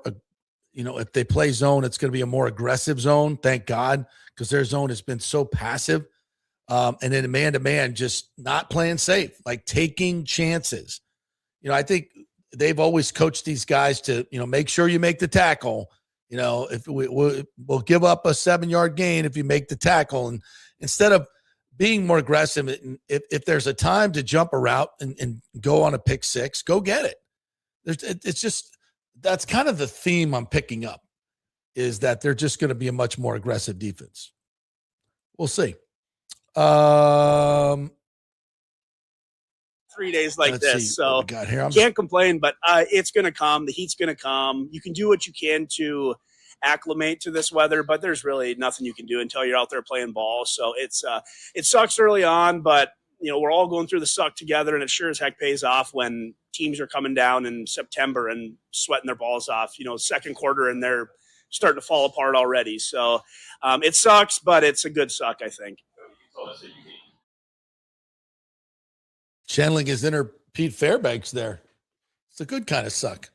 All right, here's Ty Key talking about Jacob Parrish and the defensive backs. Ty Key Smith. What stands out to you about Jacob Parrish? You just mentioned him a moment ago. Versatility and toughness when he play. I think he don't say much, but when he play on the field, he play bigger than what he is. And we can play him at outside corner, nickel. Then he can play anywhere in the back. And then, like I said, his toughness.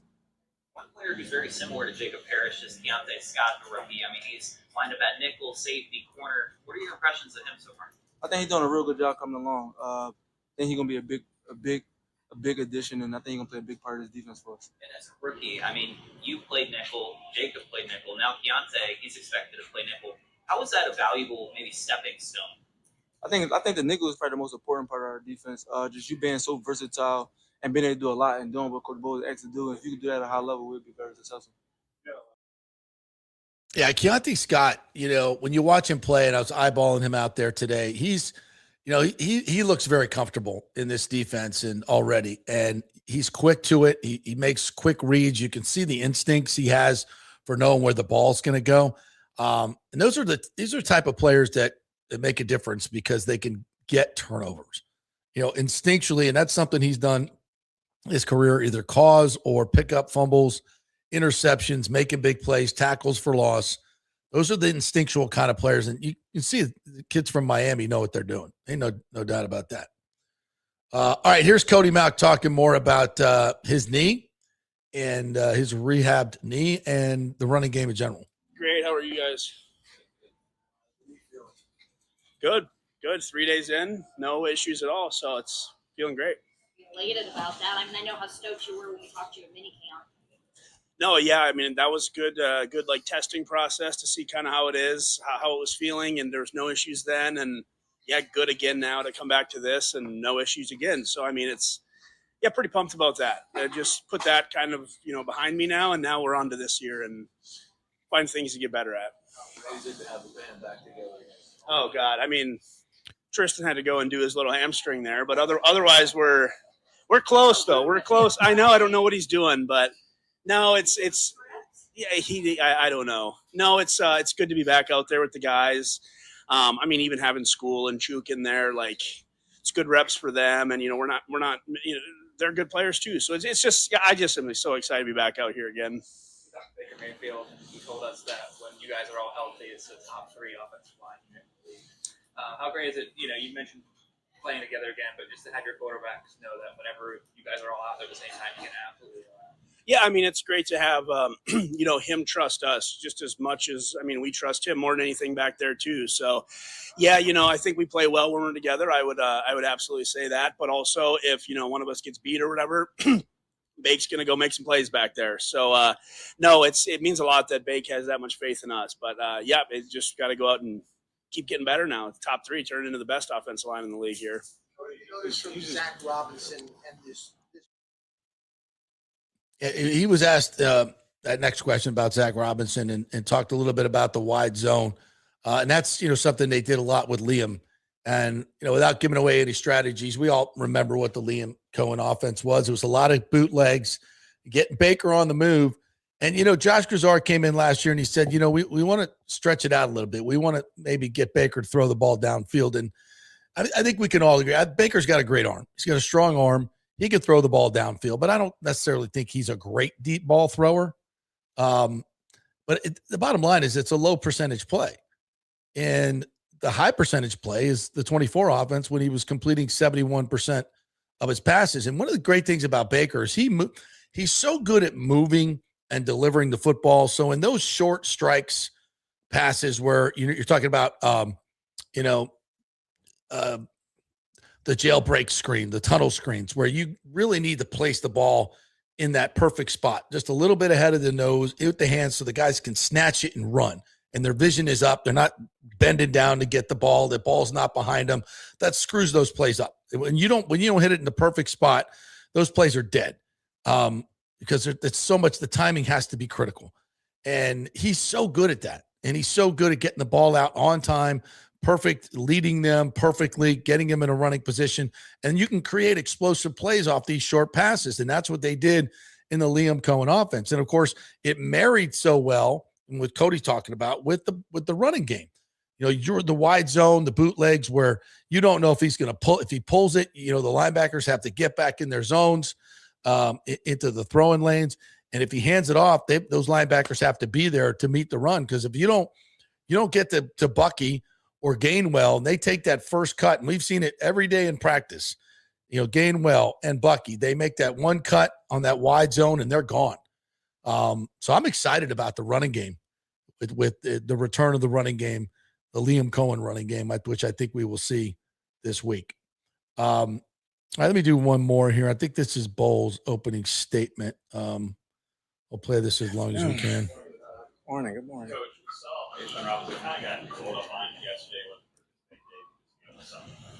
No, him and Chris, we have them slated for days when they don't practice, and today was Ashawn's day. Todd, quarterback had a few things to say yesterday. I'm sure you heard your reaction to that. I didn't have a reaction. He had a few things to say. He said it. We were all about ball today, and we moved on.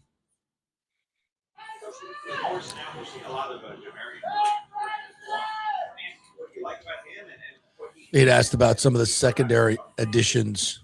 He's got good athleticism. That's what we saw when we signed him right there. Right now with the rotation being off, everybody's kind of going 1, 2s, and 3s, so we really don't look at who he's working with. He's got a very good athletic skill. He has some nickel flexibility as well, so it'd be interesting to see him in pads. In addition to Williams, Aiden Garnes has gotten an extended look. What have you made of his play so far? Very good cover skills, very good cover guy for a corner that small. He's got great feet. He's got very good instincts, so I want to see him in pads as well. Coach, in your opinion, what's the hardest thing for a rookie to assimilate now that he's a pro? Really, probably the playbook. They don't have any playbooks in college anymore, so just understanding and making calls and communicating where they're not holding signs up from the sideline and comprehending that and then putting that together with his game. He has really shown the ability to knock the ball out like he did yesterday. Ask about Tyke punching the ball out. Come with experience, or is that something you kind of keep working at and been able to almost not perfect it, but do well? Well, they harp on it at Georgia. It's one of the things I've seen when they did that. Just being down there, Coach Schumann did a good job of teaching those guys, and Tyke does a very good job. His hand-eye coordination. It was him, it's Winfield. Levante's gone now, but them three have a very good knack for that. All right, it's Todd Bowles to begin practice today, talking about some of those defensive backs. All right, let's get back to your comments. Appreciate you guys jumping in here. We will do our VI Petermans first and get to your comments. I think we've read most of them here today. Here we go. Richie Rich saying that Baker mentioned they do it with other players. Yeah, there's franchise quarterback contracts all over the league, and you would think that he would be part of that, and the Bucs just see it a different way.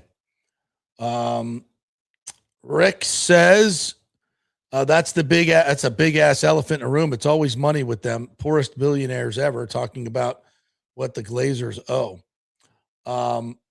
Yeah. I don't know all about the Man U stuff, to be quite honest. I'm gonna have to do a little digging over the weekend.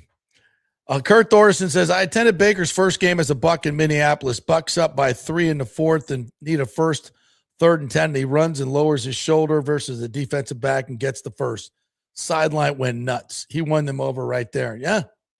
From the very beginning, he's been the guy. And it's because of stuff like that. These guys don't come along that often. And when you got one, you got to keep them. You got to keep them. And you don't want to piss them off. You want them to be in a good space where they don't have to worry about their future. That's why you guarantee the contract. That's why these teams do this.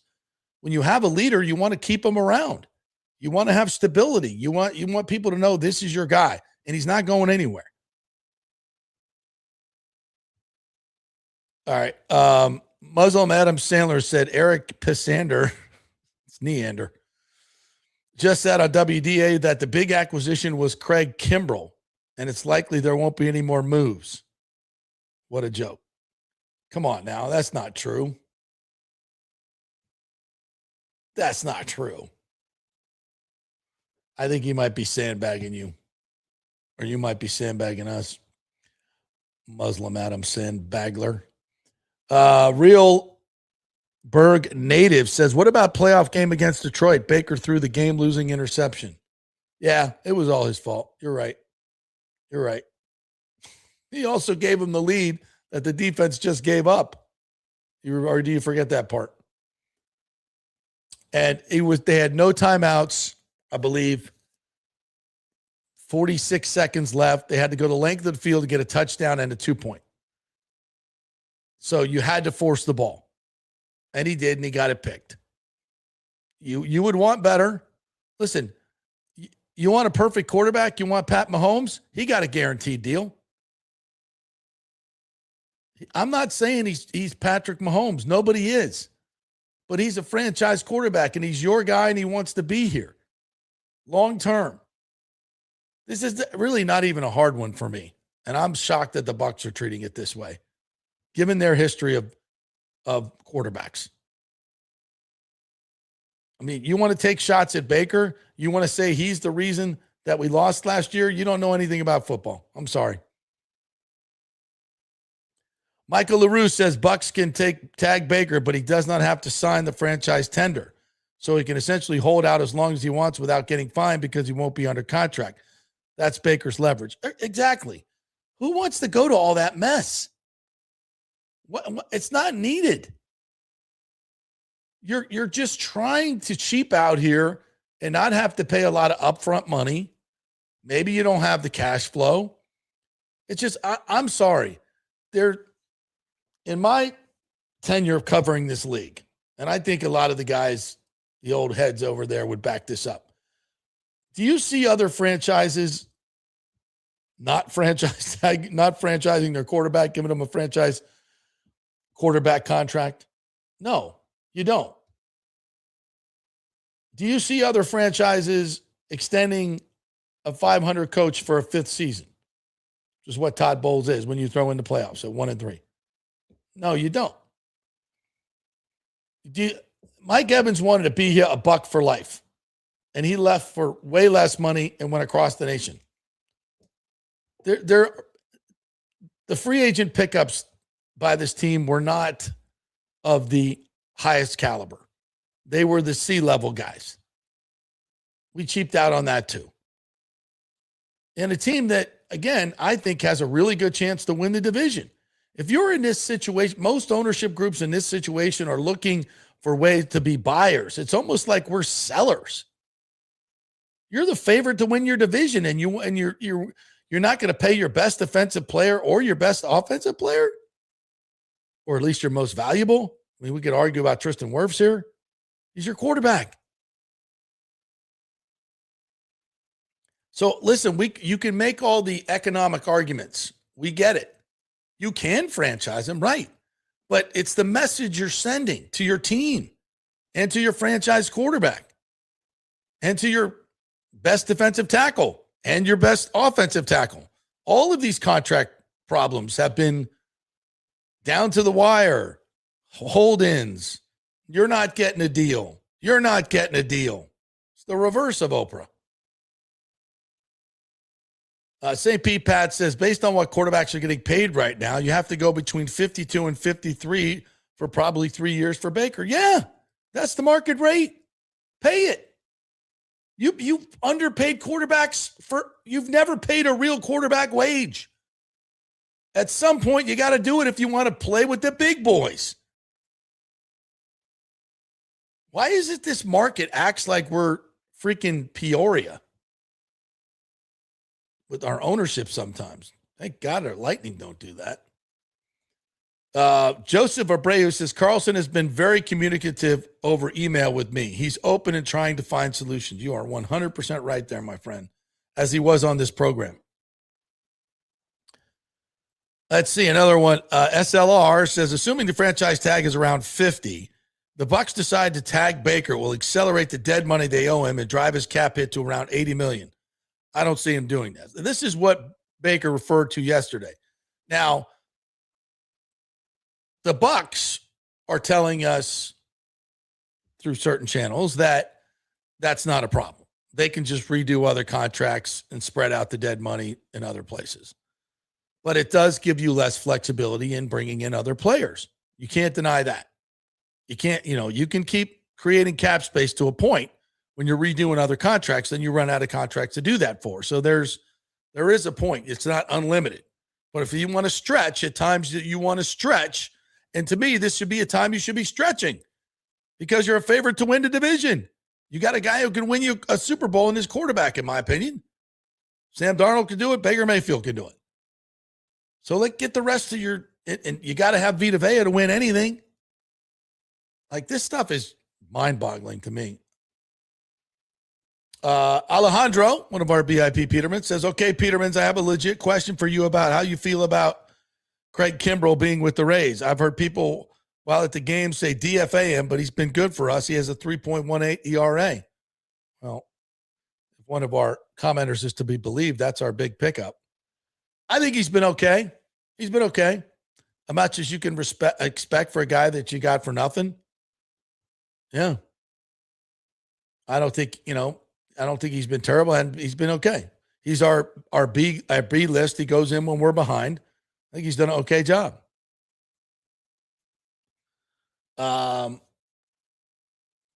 James Rollerson says, first we rehired Bowles, then Evans, now Baker, Vita. What the fuck? Yeah, exactly. Trending in the wrong direction. Rick says, we're still waiting for the Glazers to come out and support Todd as coach. Maybe Stroud missed the text about Baker contract. I don't know. I think they've supported him by not firing him. Kurt Thorson says, CFO responded in confirmation with their statement. City council is so difficult. Yeah. I don't think it's going to matter, though, because I think we're going to get Carlson's vote. Casey Eagle said Mesa Jr. should be our center fielder of the future. He's certainly playing his way into that. Alejandro says the Tigers scratch Casey Mize from Friday's start. Possible trade for the Rays since we need pitching. See how it goes this weekend and make a splash before the deadline. Yeah, I think they're going to make moves. Buck Skull Game says no. Ray's not making no moves. Double negative. Fired and fined. TJC says, let's make sure we understand that any report about a 2-year, $50 million offer is an extension of an existing agreement, which means he's on a 3-year, $42.5 million deal. Current, not restructured. Okay, so you're talking about an extension. Okay, we'll see. TJC continues. See, what we need to do is agree to a 4-year restructured deal, okay, which starts now.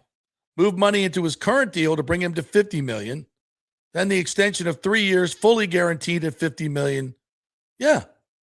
So basically, it's this year, add a little sweetener. So he's making what, 4? So 9 this year. And then 1/5. So that's 159 guaranteed. That's less than Purdy got. And you've got him basically guaranteed money for 4 years. That seems really doable. But evidently, according to Baker, they're not even close to that.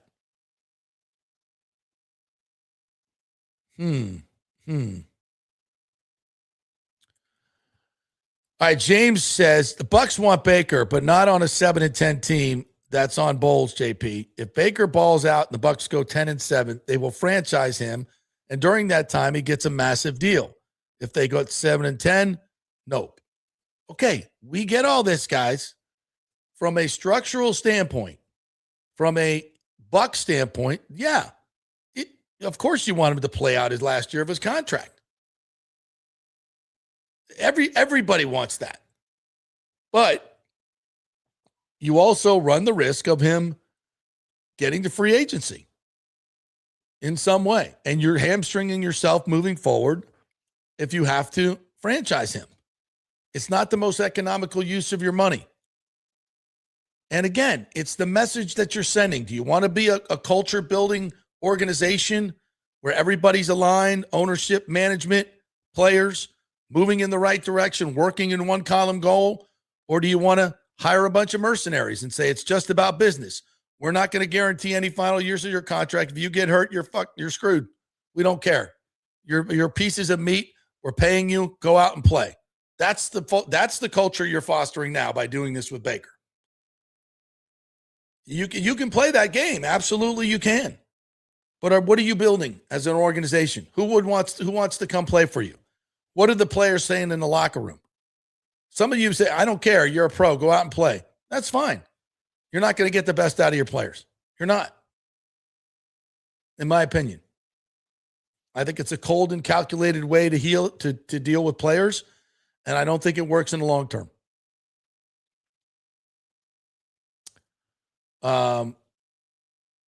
James says, Scott Reynolds says, Buck franchise Bake and sign him.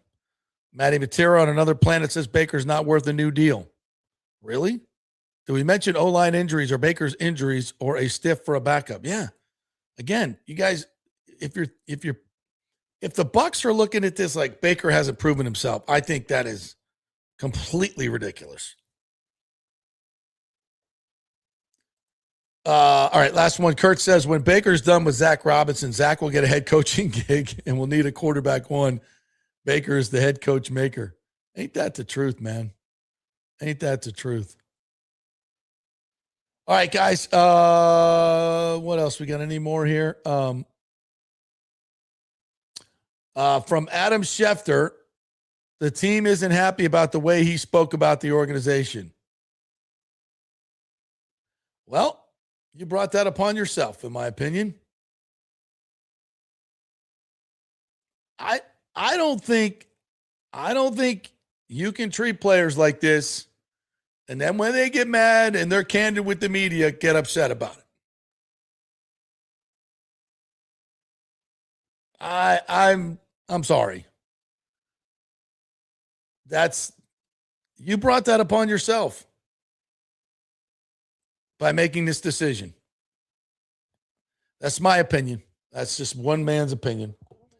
I think it's shared by a lot of people. I think it's shared by a lot of fans. I think it's shared by a lot of people in this business, a lot of players, certainly. Yeah.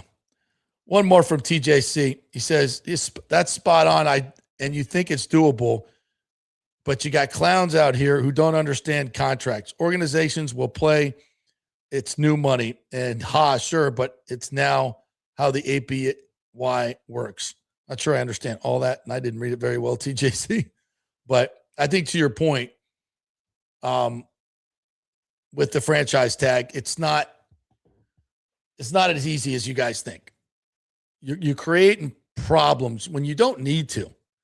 See, the problem is the Glazers probably have sticker shock that they finally have to pay a quarterback what a quarterback is worth.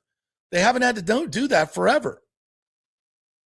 And you probably don't want to do it, but you've also been in quarterback purgatory most of your franchise's life.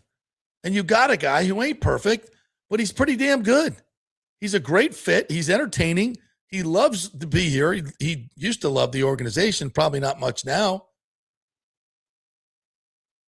Look, if I was running this team, it would be a lot different. Liam Cohen would be the coach. Baker would have a new deal. So would Vita. Mike would still be here. That's my story, and I'm sticking to it. And I think that's completely doable. had you made that decision, number one, on Liam, and I think you'd be in a much better situation.